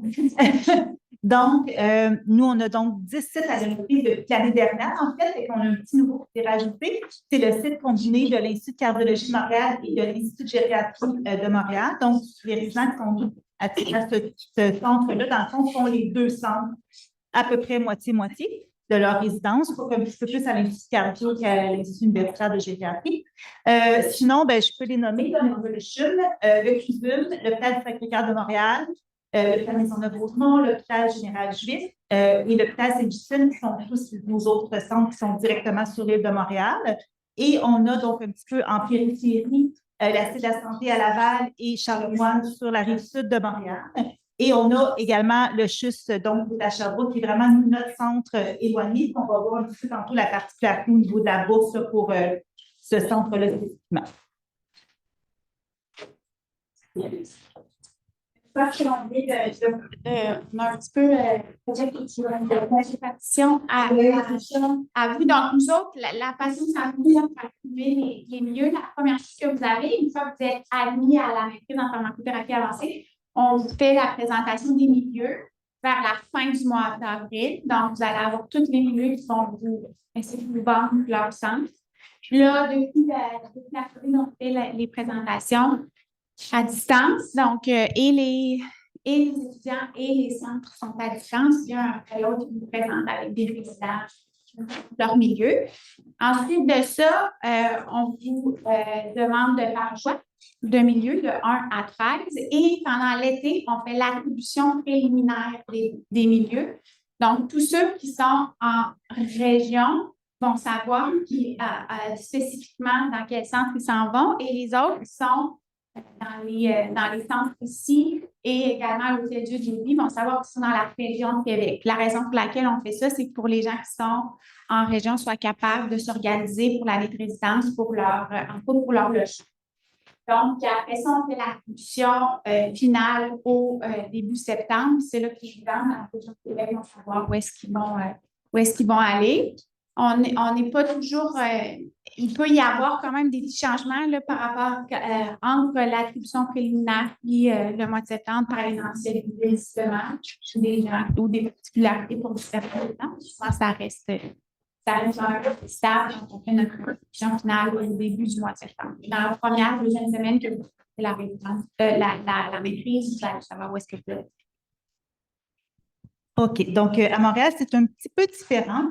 Donc, nous, notre processus d'assignation se fait en 4 temps. Donc, on a d'abord des portes ouvertes dans les différents milieux. Là, ce qui est là, c'était l'année dernière. Je dois vous avouer qu'on est en train de repenser la formule cette année, fait que c'est possible que ça change. Mais bref, l'année dernière, chaque milieu a fait des visites virtuelles ou des visites en présence dans chacun des milieux. Là, les candidats pouvaient aller visiter les milieux qui les intéressaient. Et à la suite, donc, de ces visites-là, les résidents pouvaient choisir jusqu'à 3 milieux dans lesquels ils souhaitaient passer des entrevues, donc en vue d'être sélectionnés pour leur lieu de résidence, parce que nous, dans le fond, c'est pas la faculté, c'est pas la faculté, on y participe, là, mais c'est pas nous comme tels qui faisons la décision de quel résident va se retrouver dans quel centre. C'est vraiment, on appelle ça notre journée de repêchage, là, comme au hockey, là. Puis là, on a tous nos coordonnateurs à l'enseignement qui sont présents. On a la faculté, puis là, on va avec le choix des résidents, puis on passe du début jusqu'à la fin de la liste, et les coordonnateurs peuvent choisir ou pas un candidat. Donc, bref, choix de 3 entrevues, ça peut augmenter jusqu'à 4 ou 5 là, dans certaines circonstances. Et ensuite de ça, donc, comme à Laval, vous devez faire votre choix de 1 à 10 de choix de résidence. Puis, à la fin juin, là, justement, on a donc la soirée de repêchage, après quoi vous êtes informés de votre site de résidence. Nous, il n'y a pas, par contre, de changement à la suite de l'attribution du site de résidence. Ah, là, c'est moi. On va vraiment passer vite là-dessus parce que je pense que vous avez très bien fait en tout cas, vous avez vraiment parlé de tout le programme, sauf que ce qu'on a fait, en fond, c'est qu'on a essayé de mettre le parallèle entre les 2 universités. Ça peut avoir ça de bon, je dirais. Mais comme Karine le disait tantôt, on est un petit peu différents, mais on est quand même très, très similaires. Donc, je pense que Jane l'a dit tantôt, donc on a toutes les 2 universités une session de cours. Et dans une session de cours à l'automne, c'est beaucoup des cours de soins pharmaceutiques qui se ressemblent énormément, là. Donc, on a les cours d'électro, donc je ne répéterai pas tout ce qui a été dit, mais la différence, je dirais que vous avez deux cours de soins critiques, tandis que nous, on a un cours de médecine générale là, à la place du 2e cours de soins critiques pour compléter tantôt, Karine. Et on a des cours, donc, on dit théorique pratique, ça veut dire qu'il y a comme un mélange des deux. On a tous les 2 des produits stériles, puis on a tous les 2, nous, on appelle ça introduction à la pratique avancée hospitalière, c'est le stage de distribution, mais on a tous les 2 de la distribution. Karine, peut-être avec la différence. Je ne saurais vous dire que ce que Alexandre vous présentait tout à l'heure pour les cours, c'était très bien. On appelle nos cours de pharmacothérapie, qu'on l'appelle comme ça, mais en fait, c'est des cours de pharmacothérapie en milieu hospitalier. Ce n'est pas juste des soins critiques. Puis vraiment, la section soins critiques, elle est vue à la fin dans une autre partie du 2e cours, mais c'est des cours de soins pharmaceutiques en milieu hospitalier. Tout à l'heure, Alexandre a un peu montré les sujets qui étaient vus. On a vraiment un cours d'anti-infectieux et un cours d'oncologie. Ensuite, produits stériles, comme en Montréal, introduction à la pratique en établissement de santé et également distribution et validation des ordonnances. Nous autres, ça a vraiment lieu. Ça commence à l'automne avec des cours théoriques, puis ça a vraiment lieu pendant toute l'année. On pense que la distribution, c'est un aspect très important quand même de la pratique en hôpital. Moi, je peux quand même vous dire, là, tantôt, il y a eu une question sur la distribution. Moi, de par le poste que j'ai, j'avais la possibilité dans mon milieu de ne pas faire de distribution. J'ai fait quelques mois, puis c'est moi-même qui ai demandé, je veux recommencer à faire de la distribution. C'est vraiment la base. C'est pas vraiment pas. Moi, en fait, j'aime vraiment beaucoup ça. Je suis comme Alexandre. J'aime vraiment beaucoup ça, faire de la distribution. Puis je pense que ça améliore notre travail de clinicien, d'être bon en distribution et d'être capable de connaître la base. Donc, c'est vraiment, il ne faut pas voir ça de façon négative. La distribution, c'est une partie très importante de notre travail de pharmacien. Donc, pour ce qui est des autres cours, je vais peut-être aller un petit peu plus en détail que ce que vous avez mentionné tout à l'heure. Donc, ils vous ont parlé des cours autres. On a un cours de communication. Dans le cours de communication, en fait, ça, c'est ce qu'on appelle un cours longitudinal là, qui dure durant toutes les 16 mois du programme. Puis, dans ce cours-là, dans le fond, moi, je trouve ça le fun, mais je ne sais pas si eux, ils ont la même avis, là. Mais, donc, ils font des présentations orales scientifiques, ils font des clubs de lecture. Il y a évidemment la grosse activité, c'est le séminaire là, qui a lieu au mois de fin juin, l'été, je vous dirais. Mais ils font des balados, ils font des TED Talks. Je ne sais pas s'il y en a parmi vous qui ont eu la chance d'aller justement à la journée de la presse, mais nos résidents, souvent, les coups de cœur présentent les TED Talks. Je vois un oui de la tête. En tout cas, c'est vraiment génial. C'était ça cette semaine, justement, nos TED Talks, et c'était vraiment extraordinaire. Donc, c'est un beau cours, puis ça explore, dans le fond, différentes façons de communiquer. Ça permet aux résidents, d'entre ceux qui ont différents styles, de développer leur créativité. Donc, c'est le cours de communication. Le cours d'enseignement, donc ça aussi, Cheng en a parlé, c'est également un cours longitudinal. Donc, on a vraiment de la théorie à l'automne. Ça, c'est vraiment pour vous aider à devenir un bon, vous avez appelé ça des cliniciens associés, là, mais en fait, c'est des maîtres de stage. Et pour devenir un bon maître de stage, parce que ça fait partie, dans le fond, du quotidien du pharmacien de l'hôpital d'accueillir des étudiants. Puis, dans le cadre de la résidence, on met ça en pratique, puis on encadre justement des étudiants de premier cycle. Le cours de gestion, je pense qu'on a même le même professeur, et que ça doit se ressembler énormément. Donc, c'est ça. Oui, François. Donc, encore là, cours longitudinal, on a la théorie à l'automne, puis durant l'année de résidence, on fait une controverse de gestion, puis on vient présenter dans le fond, je dis on, c'est pour moi, là, mais je dis les résidents viennent présenter, dans le fond, leur controverse de gestion à l'automne devant tout le monde. Projet de recherche, je pense qu'on en a parlé énormément, fait que je ne m'attarderai pas là-dessus. Puis, nous, on a aussi ce qu'on appelle le cours d'évaluation des formations. Ça se donne chaque automne. Et c'est un cours, c'est chouette, là, je pense que les gens aiment ça d'habitude. C'est sous forme d'atelier, c'est pour vous aider, dans le fond, à développer votre analyse critique de la documentation scientifique. Fait que ça vous aide vraiment beaucoup pour votre projet de recherche, pour votre année de résidence aussi. Voilà, c'est un cours qu'on a aussi là, à l'automne. Je n'ai pas grand-chose à rajouter, là, c'est similaire. Nous autres aussi, dans le cadre des cours de communication, les résidents ont l'occasion de faire différents types de présentations. Aussi analyser des articles, de la littérature scientifique. Donc, c'est vraiment diversifié. Ça a lieu pendant toute la résidence. Ça commence pendant la session de cours, puis par la suite, ça se poursuit pendant les rotations.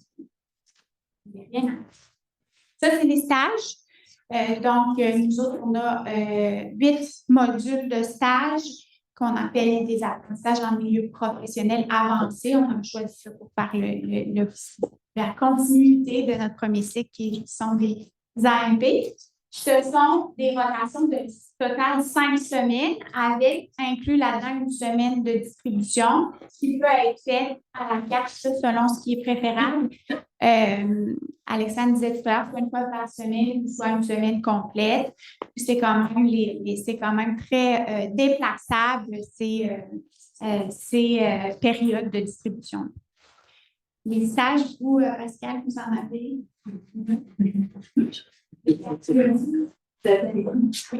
En fait, c'est ça, Jane l'a dit tantôt. Donc, nous, on a 9 stages cliniques. Surtout la prochaine diapo, je pense, c'est pour, je vais mettre dessus.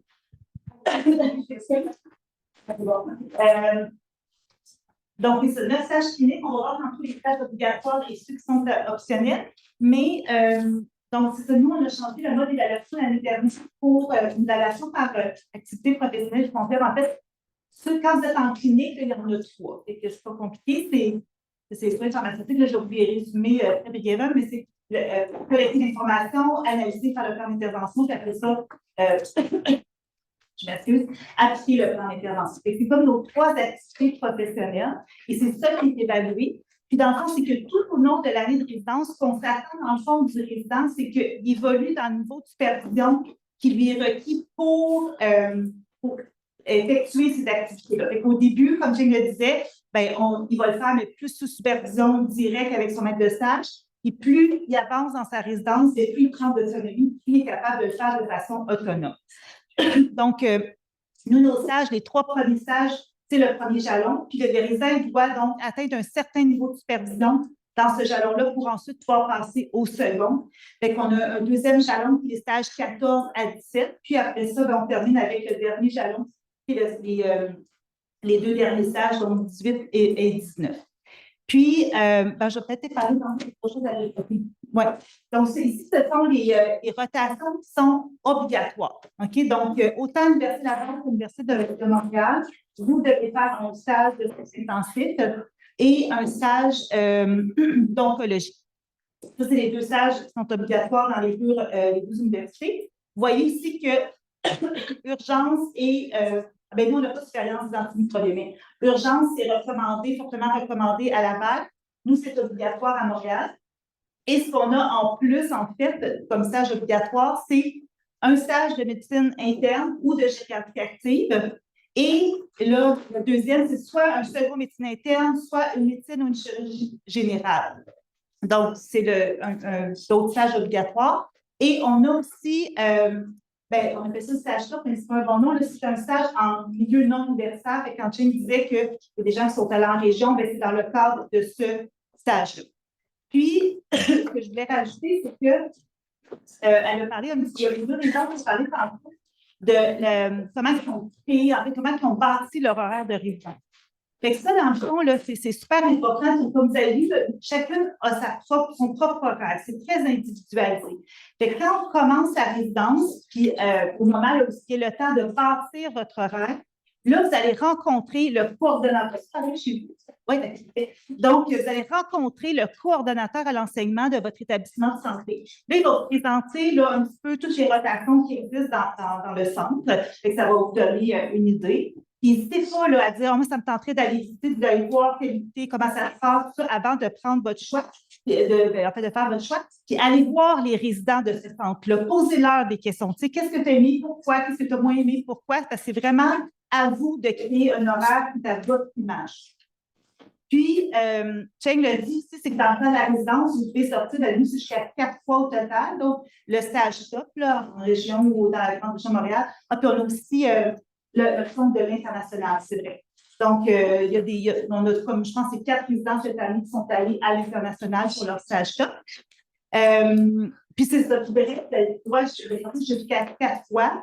Donc, encore là, c'est comme aller voir des gens, parler aux autres résidents de la cohorte qui est avant vous pour savoir un petit peu c'est quoi les choix de rotation. On a tous les descriptifs sur Internet, là, mais ça ne vous dit pas grand-chose, un descriptif de rotation. Je pense que la meilleure façon de savoir comment ça se passe, c'est de parler aux gens. Puis bref, donc, une fois que vous avez une idée de ce que vous voulez, bien là, vous asseyez avec vos coordonnateurs à l'enseignement, puis là, vous établissez votre horaire de résidence puis vos choix de résidence. C'est un petit peu comme ça que ça se passe. Je ne sais pas si toi, je voulais juste glisser un petit mot sur les secteurs recommandés qui sont très fortement recommandés. On a besoin d'avoir une bonne justification pour pas que le secteur soit fait. Si des fois, on a des défis reliés au centre ou reliés aux différentes disponibilités, mais c'est des rotations qui sont habituellement faites par la majorité des résidents. Moi, je vous en reparlerai quand vous serez rendus là, parce que vous avez tout inclus à la maîtrise. Je vous encourage quand même à sortir de votre zone de confort et à aller essayer des choses que vous ne pensiez pas nécessairement que vous alliez aimer, parce que des fois, ce n'est pas nécessairement ce qu'on pense qu'on préfère. Fait que je pense que ça vaut la peine quand même quand on fait nos choix de challenger pour différentes fois, toujours de rester dans ce qu'on pense qui est ce qu'on préfère. Et moi, je pense que c'est important des fois d'ouvrir nos horizons. Donc, ça, c'est ce qu'on vient de vous présenter, étalé sur l'année. Vous voyez qu'il y a des cours qui se terminent, qui font à la session de cours qui se termine à la session de cours qui est à l'automne. Puis, il y en a plusieurs qui débutent là et qui vont se poursuivre pendant toute l'année de résidence. C'est les cours qu'on vient de présenter. Juste pour vous voir. Oui, c'est ça. Puis en fait, c'est la cour-là parce que ça va vous être acheminé. Donc, je pense que ça va vous être acheminé. Juste pour dire que c'est plus ou moins représentatif là, parce que les deux secteurs blancs ici, c'est théoriquement de projet, mais c'est jamais à la fin de l'année, là, parce qu'ils doivent évidemment remettre leur manuscrit bien l'avant. Fait que souvent, les rotations de projets sont faites plus à l'hiver ou à l'été. Mais ça vous donne un exemple. Nous, à Montréal, c'est vraiment l'année de résidence, c'est 12 périodes de 4 semaines. Dans le fond, il y a un stage de distribution, deux stages de rotation de projet, puis les 9 autres, ce sont des stages cliniques. Comme Cheng le disait, donc 2 semaines de relâche et 1 semaine de rédaction. En fait, ça, c'est juste une petite particularité pour l'Université de Montréal. Donc, je ne pense pas qu'il y a beaucoup de crédits de l'Université de Montréal, mais ceux qui sont en ligne peut-être. À l'Université de Montréal, le diplôme, en fait, est composé de 2 programmes. Donc, le programme de maîtrise et le diplôme complémentaire pour un total de 60 crédits, là, qui est la même chose que l'Université Laval. Mais la raison pour laquelle c'est important de vous dire, c'est lorsque vous faites votre demande d'admission, vous devez faire absolument une demande d'admission pour les 2 programmes. J'ai mis dans une prochaine diapositive les sigles de ces programmes-là. Il y a juste un frais d'admission, ceci dit-là. Mais c'est vraiment pour faire l'admission pour les 2 programmes. Puis, bien évidemment, vous devez terminer et réussir les 2 programmes pour avoir le titre au final. Il y a juste un programme, juste un programme. Vous avez juste un programme, j'en avais tout. Là, en bas, c'est pour ça qu'on avait présenté les exigences d'admission.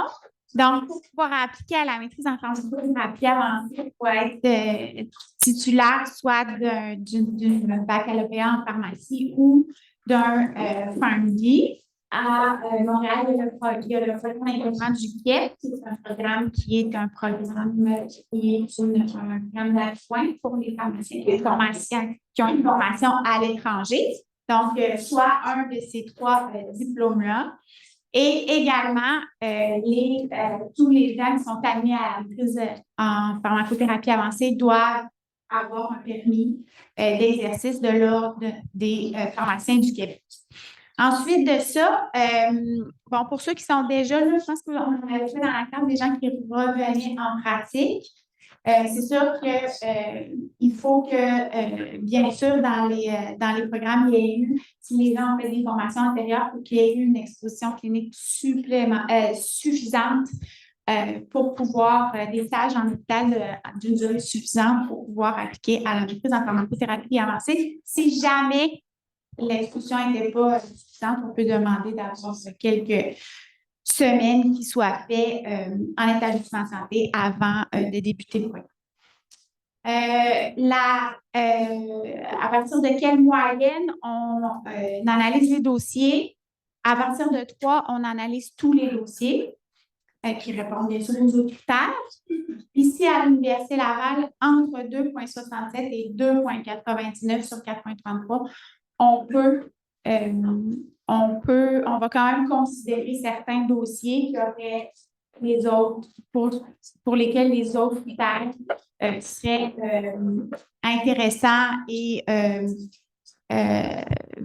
qui potentiellement pourraient quand même être demandés en entrevue. Fait que si vous avez au moins 2,67, c'est possible de faire une demande d'admission.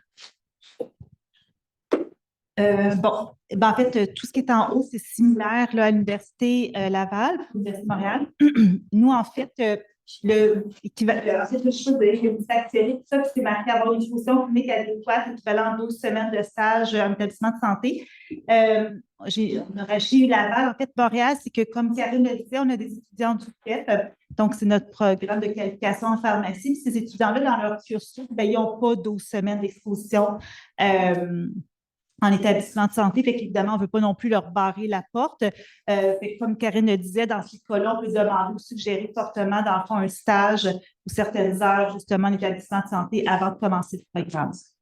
Pour notre part, les étudiants qui sortent, dans le fond, du PharmD, la moyenne de 3 est exigée. On a par contre des candidats, puis c'est arrivé là, dans les années passées, des candidats qui n'avaient pas la moyenne de 3. Bien, ce qu'on leur suggère, en gros, c'est d'aller se chercher de l'expérience en établissement de santé et de redéposer leur candidature l'année suivante ou l'autre d'après. Puis à ce moment-là, on va vraiment considérer cette expérience-là. Donc, un candidat qui n'avait pas 3 de moyenne au PharmD, pourrait resoumettre sa candidature après une certaine expérience de travail. Ensuite de ça, là, je vous le dirai pas tous, parce que c'est pas de personne ici là, qui est déjà pharmacien. Là, mais on a nous, on a beaucoup de candidats, en fait, peut-être plus atypiques, je vous dirais. Là. Donc, on a toutes les conditions d'admission pour ces candidats-là, en fait, tout dépendant d'où ils viennent et suite et ça sera là pour. C'est quoi? Calendrier d'admission, date limite pour déposer vos demandes d'admission 1er mars. Ça, c'est la petite différence entre, il ne faut pas vous passer tout droit là parce que l'Université de Montréal, c'est 15 mars, fait qu'on a un petit délai de 2 semaines. Après le 1er mars, on analyse les demandes. On va vous convoquer à un test écrit qui n'est pas du tout le stress avec le mot test. Ce n'est pas un test de pharmacothérapie du tout. C'est pour évaluer votre motivation, évaluer vos connaissances pour voir si vous connaissez bien la pratique en établissement de santé. Est-ce que vous connaissez assez la pratique en établissement de santé? Et on va vous convoquer également en entrevue pendant laquelle le test, en fait, ça nous permet d'avoir à poser moins de questions en entrevue. On vous pose, on fait un petit Julie et moi, on fait une petite pré-évaluation avant l'entrevue dans le test écrit. Puis une entrevue individuelle à peu près 15 à 20 minutes. Là, ça varie d'une année à l'autre la durée des entrevues. Donc, vous avez 3 semaines pendant lesquelles vous allez convoquer pour une entrevue cette année. Et puis, on donne une décision habituellement vers la mi-avril. Cette année, c'est 12 avril. Ben, j'ai rien à rajouter, sauf que nous, on n'a pas de test écrit, mais on a d'autres choses. On va le voir tantôt. Donc, ça, on l'a déjà dit. Donc, en plus de ce que je vous ai présenté tout à l'heure, donc ce que vous devez faire quand vous avez une demande d'admission, c'est à l'université, vous devez passer via le bureau du registraire, sélectionner bien sûr l'admission en automne 2024 pour l'année prochaine. Vous remplissez le formulaire en ligne et vous nous fournissez votre relevé de notes. Vous devez remplir les exigences de français et nous fournir 3 rapports d'appréciation, dont un qui va absolument venir d'un pharmacien du établissement qui vous a supervisé ou que vous avez eu, si vous avez travaillé en hôpital, qui vous a conseillé. Dans les 3, il doit au moins avoir un pharmacien d'établissement et 2 autres rapports d'appréciation qui peuvent également venir de pharmacien d'établissement ou toute personne qui vous a côtoyé dans les dernières années, dans votre rôle d'étudiant. Donc, que ce soit des gens qui vous ont supervisé ici à la faculté, des gens qui vous ont supervisé dans vos milieux de travail, en communautaire, au milieu de travail. Donc, 2 autres rapports, fait pour un total de 3.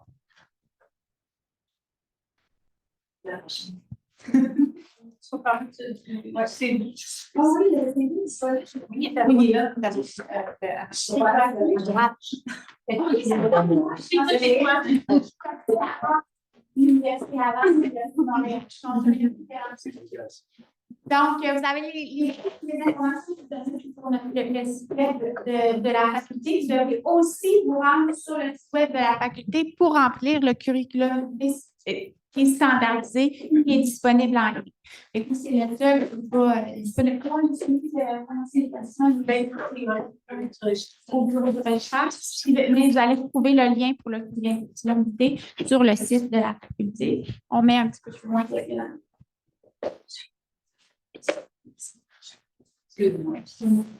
OK. Donc, à droite, à votre gauche, vous avez les 2 sites à consulter si vous souhaitez faire une demande d'admission. Vous avez les 2 sites de chacun des programmes auxquels vous devez appliquer, là, comme je vous disais tout à l'heure, si c'est à l'Université de Montréal. Et là, dans le fond, nous, c'est simple. Ben, c'est simple, c'est pas simple. Mais bref, quand vous faites une demande d'admission, vous devez donc, dans les 10 jours suivant votre demande d'admission, déposer votre note, le dernier à jour, votre curriculum vitae, et comme Karine le disait, nous aussi, c'est un formulaire standardisé, puis on va en reparler tout à l'heure. Vous devez également compléter un questionnaire de motivation. Il y a une diapo là-dessus tout à l'heure. C'est également un formulaire standardisé. Puis à droite, à votre droite, ce sont tous les liens pour accéder au formulaire standardisé. Vous pourriez déjà aller les consulter si vous le souhaitez. Et vous devez donc remettre vos coordonnées d'un maître de stage qui va vous faire votre lettre de recommandation. Et c'est ce maître de stage-là qui va recevoir un courriel, dans le fond, pour remplir un formulaire d'évaluation de l'appréciation de votre travail. Donc, voilà, fait qu'à droite, c'est tous les liens pour accéder au formulaire. Oui, c'est ça. Fait que là, vous avez tout, on ne passera pas à travers ça. Là, c'est vraiment tout ce qui est déjà là. Alors, CV standardisé. Donc, autant l'Université Laval que l'Université de Montréal, c'est déjà un canevas qui est déjà préétabli. Fait que, bien évidemment, là, au-delà de vos renseignements personnels, de vos expériences de travail là, que vous devez soumettre, on veut que vous nous mettiez tout ce qui est. En fait, si vous avez fait du bénévolat, si vous êtes impliqué tant que ce soit auprès de la pharmacie, dans la faculté de pharmacie, à l'extérieur de l'université, peu importe, dans le fond, faites-vous rayonner ça. Si vous avez pris des bourses, cheminement en art, c'est à cet endroit-là que vous devez mettre. Puis, peut-être juste un petit à l'Université de Montréal, on a aussi d'autres sections, en fait, qu'on veut vraiment apprendre à vous connaître. Comme Karine l'a dit, ça nous permet aussi d'aller en entrevue, d'aller un petit peu plus loin d'une entrevue plus personnalisée. Donc, on veut que vous nous inscriviez vos activités parascolaires, vos objectifs de carrière, si vous les connaissez déjà, vos points forts, les fois que vous pensez que vous aimeriez travailler dans votre année de résidence, puis vos champs d'intérêt. Fait que dans le fond, ce qu'on veut, c'est apprendre à vous connaître. Ça, c'est le formulaire pour les rapports d'appréciation qui viennent du bureau du travail. Donc, tu peux venir soit le pharmacien en établissement de santé ou autre personne qui vous a supervisé, donc avec ce qu'on leur demande d'évaluer. Et puis ça, c'est le rapport d'appréciation qui est vraiment fait pour un pharmacien en établissement de santé. On vous en demande 2 de l'autre, 1 de celui-ci. Nous, c'est juste 1. En fait, c'est juste 1. C'est idéalement un pharmacien d'établissement de santé qui doit remplir votre rapport. Puis, en fait, c'est essentiellement ça. Là. Il y a comme 2-3 questions en haut là, qui vous permettent, en fait, il va juste dire dans quel contexte il vous connaît. Puis ensuite, il va vous évaluer sur les différentes compétences que vous voyez là. Fait que ça, vous avez accès aussi avec la présentation, et vous saurez sur quoi vous êtes évalué. C'est le fameux test écrit avec les connaissances de la pratique en établissement de santé. On vous fait quelques mises en situation, puis vous demandez comment vous réagiriez dans cette situation-là. Puis, c'est vraiment simple. Ça n'évalue pas vos connaissances pharmacologiques. Vous n'avez pas besoin d'étudier pour ce test-là. Vous avez juste à avoir fait vos stages en établissement de santé, puis vous allez être correct pour le faire, le test écrit. On ne voit pas de livre d'études. Puis à l'Université de Montréal, le penchant de ça, c'est le questionnaire de motivation. Fait que c'est un questionnaire, enfin là, il y a déjà un gabarit, des questions prédéterminées. Le seul petit chose que j'ajouterais, c'est que faites attention quand vous allez sur le site de la faculté pour aller chercher votre gabarit. Ça dépend, vous devez choisir le gabarit qui correspond à d'où vous venez. Donc, si vous avez déjà un pharmacien sûr d'expérience, une expérience du marché du travail, ce n'est pas le même formulaire que l'étudiant, par exemple, qui sort du Fundy ou que le candidat qui vient de l'extérieur du Canada.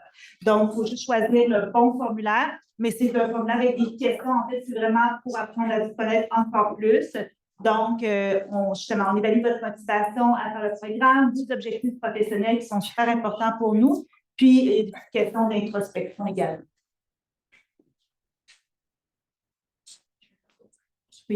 Entrevue, Karine, elle l'a dit tout à l'heure, donc tous les candidats, dans le fond, qui soumettent leur candidature et dont leur dossier répond aux exigences, vont être rencontrés en entrevue. Donc, les entrevues varient là, entre 15 et 25 minutes, là, mais c'est à peu près ça. C'est vraiment ce qu'on veut voir, là, dans le fond, c'est est-ce que ça vous tente vraiment d'être pharmacien d'hôpital? C'est vraiment ça. Nous, on parle vraiment de vos formulaires de motivation, de votre CV. On regarde c'est quoi vos intérêts. Il y a des entrevues, là, c'est principalement des fois sur les les hobbies de la personne, mais ce qu'on veut s'assurer, c'est que vous avez aussi, non seulement vous êtes motivé à faire le programme, mais aussi que vous allez être, comment je pourrais dire ça? Vous allez avoir une scène en faisant le programme. Si vous avez 2 résidentes qui semblent être très heureuses, mais nous, c'est important quand même pour nous que vous ayez un équilibre de vie et qu'on veut s'assurer, dans le fond, que vous êtes en mesure de garder cet équilibre-là lorsque vous allez faire le programme. Savoir si vous avez la connaissance de ce dans quoi vous vous embarquez, puis que vous êtes vraiment, vous voulez vraiment poursuivre le programme, que ça ressemble à la même chose à le même type d'emploi. Là, ça, comment? Il y a des années qui sont plus populaires que d'autres. Donc, il y a des années où on a des très longues listes d'attente. OK, fait que cette diapositive-là, elle avait été rajoutée dans ce contexte-là où on avait des longues listes d'attente. Les gens venaient me dire, mais qu'est-ce que je dois faire justement pour bonifier mon dossier? Bien, en fait, c'est essentiellement ce que je vous ai dit tout à l'heure. Nous, en entrevue, on veut apprendre à vous connaître. OK? Fait que, dans le fond, c'est que parlez-nous là, justement de ce qui vous allume, de ce que vous faites au quotidien, dans votre vie. Qu'est-ce qui vous préoccupe, qu'est-ce qui, au contraire, qui vous intéresse. C'est ça qu'on veut savoir. C'est ça que je vous invite, dans le fond, à faire ressortir autant dans votre rythme de motivation que dans votre CV. La grande majorité de nos candidats, ils sortent du fin de vie. OK? Fait que, au niveau cursus académique, là, ça se ressemble beaucoup. Fait allez mettre plutôt en perspective ou en lumière qu'est-ce qui vous distingue des autres. C'est ça, dans le fond, qu'on essaie de rechercher justement quand on lit les documents. Vous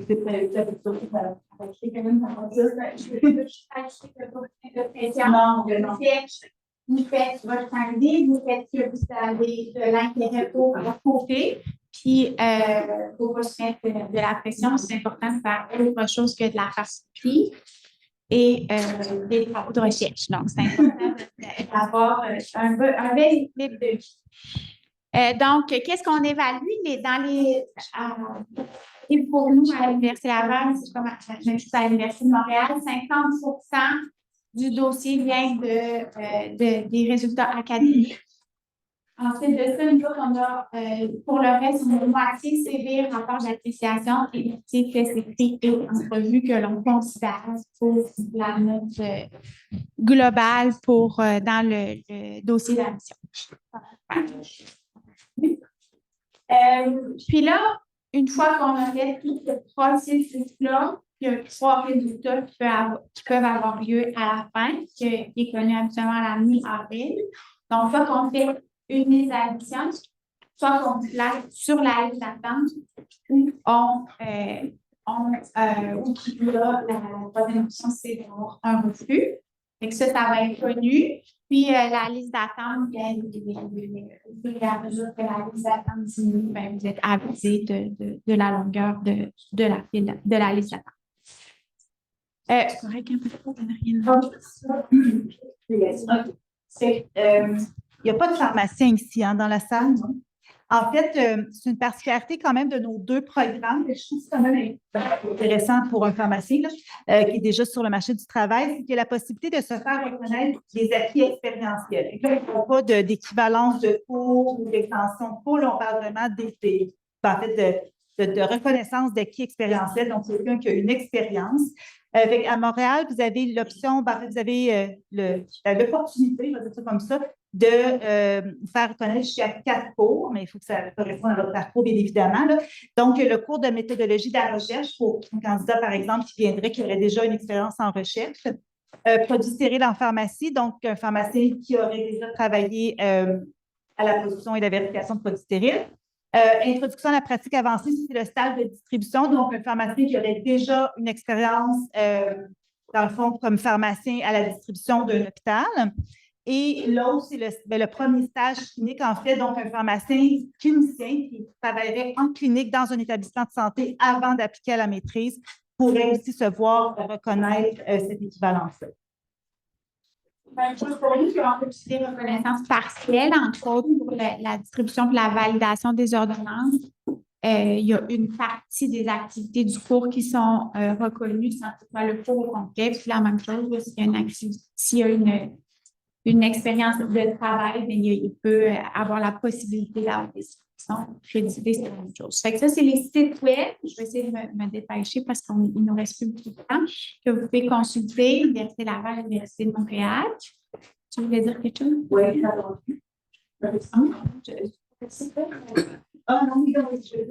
oui, en fait, sur ces sites d'informations sur le programme, je voulais juste quand même faire mention qu'à l'Université de Montréal, nous avons 2 options pour la maîtrise en pharmacothérapie avancée. Donc, depuis tout à l'heure, ce qu'on parle, c'est la maîtrise en pharmacothérapie avancée et établissement de santé, mais on a également une option pharmacie communautaire, donc c'est l'option ambulatoire. Et sur les sites, en fait, vous avez toute l'information sur nos 2 options.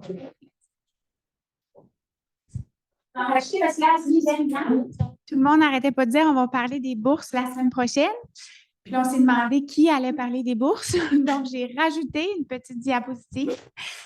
Rapidement, le ministère, ça, c'est vraiment un programme du ministère, offre des bourses aux candidats à la maîtrise en pharmacothérapie avancée dans la période de résidence. Donc, à partir du mois de janvier pour la portion résidence, il y a 4 options de bourse. La majorité des résidents reçoivent l'option 1, qui est une bourse de 40 000 en échange de 2 ans de service dans le réseau à temps plein une fois que la résidence est terminée. Fait que ça, c'est l'option numéro 1. L'option numéro 2, c'est la bourse qui est bonifiée de 5 000 pour les milieux qui sont éloignés des 2 facultés de pharmacie. Donc, à l'Université de Montréal, ils ont un centre qui bénéficie du 5 000 puis nous autres, on a tous nos centres qui sont plus éloignés qui bénéficient de ce 5 000 Rimouski, Chicoutimi, CISO, tous ces centres-là ont la bourse qui est bonifiée. Puis, option 3 et 4, c'est moins fréquent, mais on en a quand même quelques-uns. Surtout des options 3, l'option 4, c'est vraiment moins fréquent que ce qu'il plus. Mais l'option 3, le montant de la bourse varie et vous avez une entente pré-signée avec un établissement qui est ciblé par le ministère comme étant un établissement en région éloignée. Donc, vous avez une entente avec eux autres de signer qu'une fois que vous allez avoir terminé le programme, vous allez travailler pendant 3 ans à temps complet dans ce milieu-là. Donc, selon la région, comme une liste, vous pouvez aller sur le site universitaire, vous allez voir là, quel est le montant de la bourse pour quelle région. La bourse, elle est bonifiée de 60 000 à 85 000 Puis l'option 4, c'est vraiment pour là, on a personne ici en ce moment, c'est les gens qui travaillent déjà dans le réseau, qui seraient libérés par leur milieu pour aller poursuivre des gens qui travaillent dans le réseau qui n'ont pas la maîtrise en pharmacothérapie avancée. C'est une bourse qui leur permet d'aller compléter la maîtrise en pharmacothérapie avancée. Je rajouterais juste peut-être pour les gens qui sont permis de la maîtrise en pharmacothérapie avancée, il y a quelqu'un qui vient vous présenter toutes les options de bourse puis qui vous explique tout ça. Puis pour ceux, justement, qui seraient peut-être intéressés par l'option 3, je sais pas si c'est comme le Laval, mais nous, en tout cas, mais il y a la possibilité d'avoir un montant là, pour aller visiter certaines régions et certains hôpitaux en région pour voir un petit peu si la région pourrait être intéressante pour vous. Avez-vous les régions, oui, vous avez sous Laval. On peut dire que c'est moins imposable, le 40 000. Ah oui. Oui, donc le 40 000 n'est pas imposable, mais je ne sais pas si tu as rajouté d'autres choses. Non, ça c'est pas du tout le même montant. Donc, non imposable.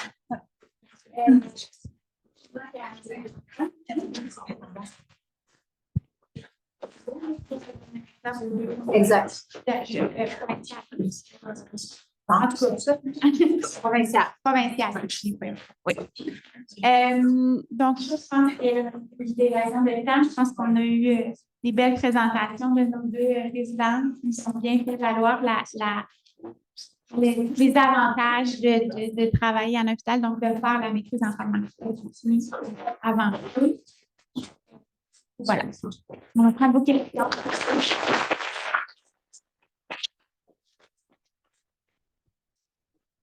Merci beaucoup.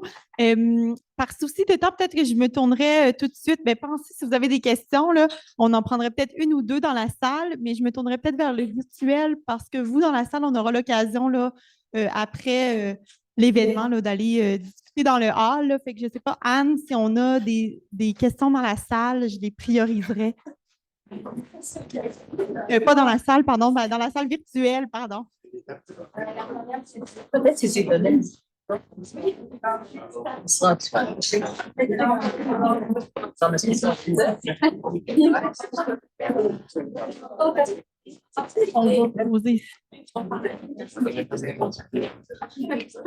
La première question en ligne pour le programme à l'Université Laval, si on a fait notre PharmD à l'Université Laval, est-ce qu'on doit faire des stages supplémentaires?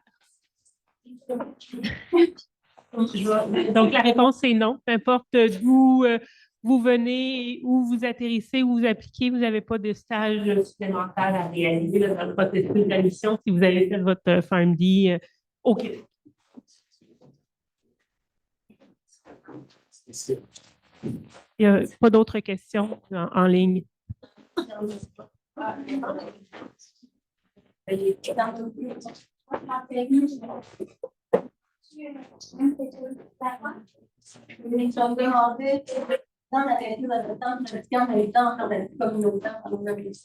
Donc, la question, c'est si les étudiants, durant la maîtrise, ont le temps de travailler en pharmacie communautaire durant leurs études. Je regardais nos souvenirs. Nous autres, ce que je peux dire, c'est qu'on leur recommande, je sais qu'il y en a qui le font, qui ont le temps de le faire effectivement. On leur recommande que s'ils le font, qu'ils le fassent, mais pas trop d'heures pour combien tu recommandais, toi, Julie, de je me souviens plus, mais moi, je leur ai essayé de penser à eux qui vont faire plein de pharmacies. Puis d'essayer de faire, je ne veux pas dire le moins d'heures possible, mais pas trop d'heures pour ne pas nuire à leur équilibre de vie personnelle et maîtrise. Oui, nous, on ne donne pas de cette recommandation-là, mais je vous dirais que c'est très individu dépendant. Tu sais, il y a des gens qui... Puis je vois Emma qui fait oui de la fête. Emma, bon, je ne dirais pas qu'elle est en vacances, là, mais tu sais, vraiment, ça va bien pour elle. Là, tu sais, fait qu'il y a des gens qui... Non, mais tu... Sur le chat, cet été, j'ai fait même 3 semaines sur le chat. Ça se fait une grosse roulette. C'est beaucoup à mais je pensais que ça devait juste sur le chat, ça va vraiment bien. Moi, je fais ça, puis c'est super chill, puis ça donne un petit peu plus que la bouffe, mais c'est vraiment bien. Donc, ça fait qu'Emma dit qu'elle travaille 1 sur 4 et voire jusqu'à 3 sur 4 durant l'été. Donc, ce que je dis, c'est qu'il y en a qui arrivent très bien. Il y en a d'autres, c'est plus difficile. C'est sûr que la session de cours, elle est plus intense, je vous dirais, que je pense que la plupart ne travaillent pas durant la session de cours, mais durant l'année de résidence, c'est très variable. Je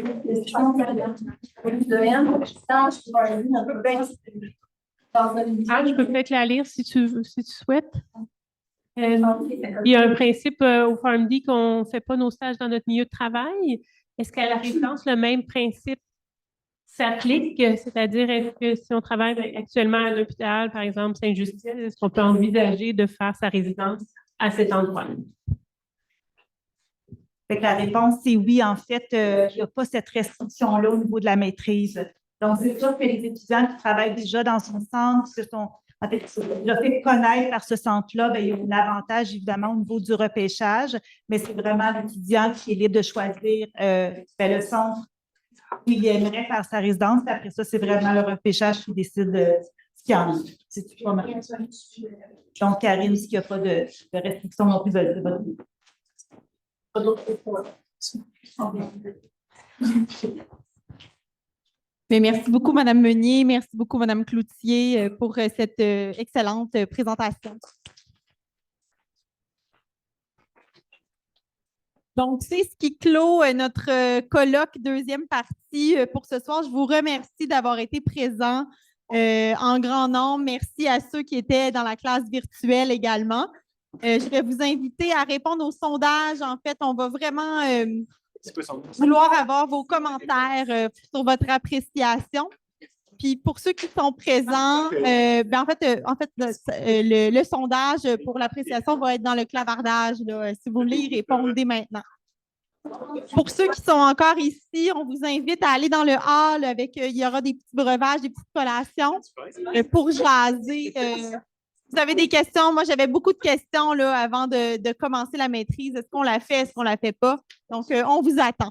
Merci beaucoup. Merci.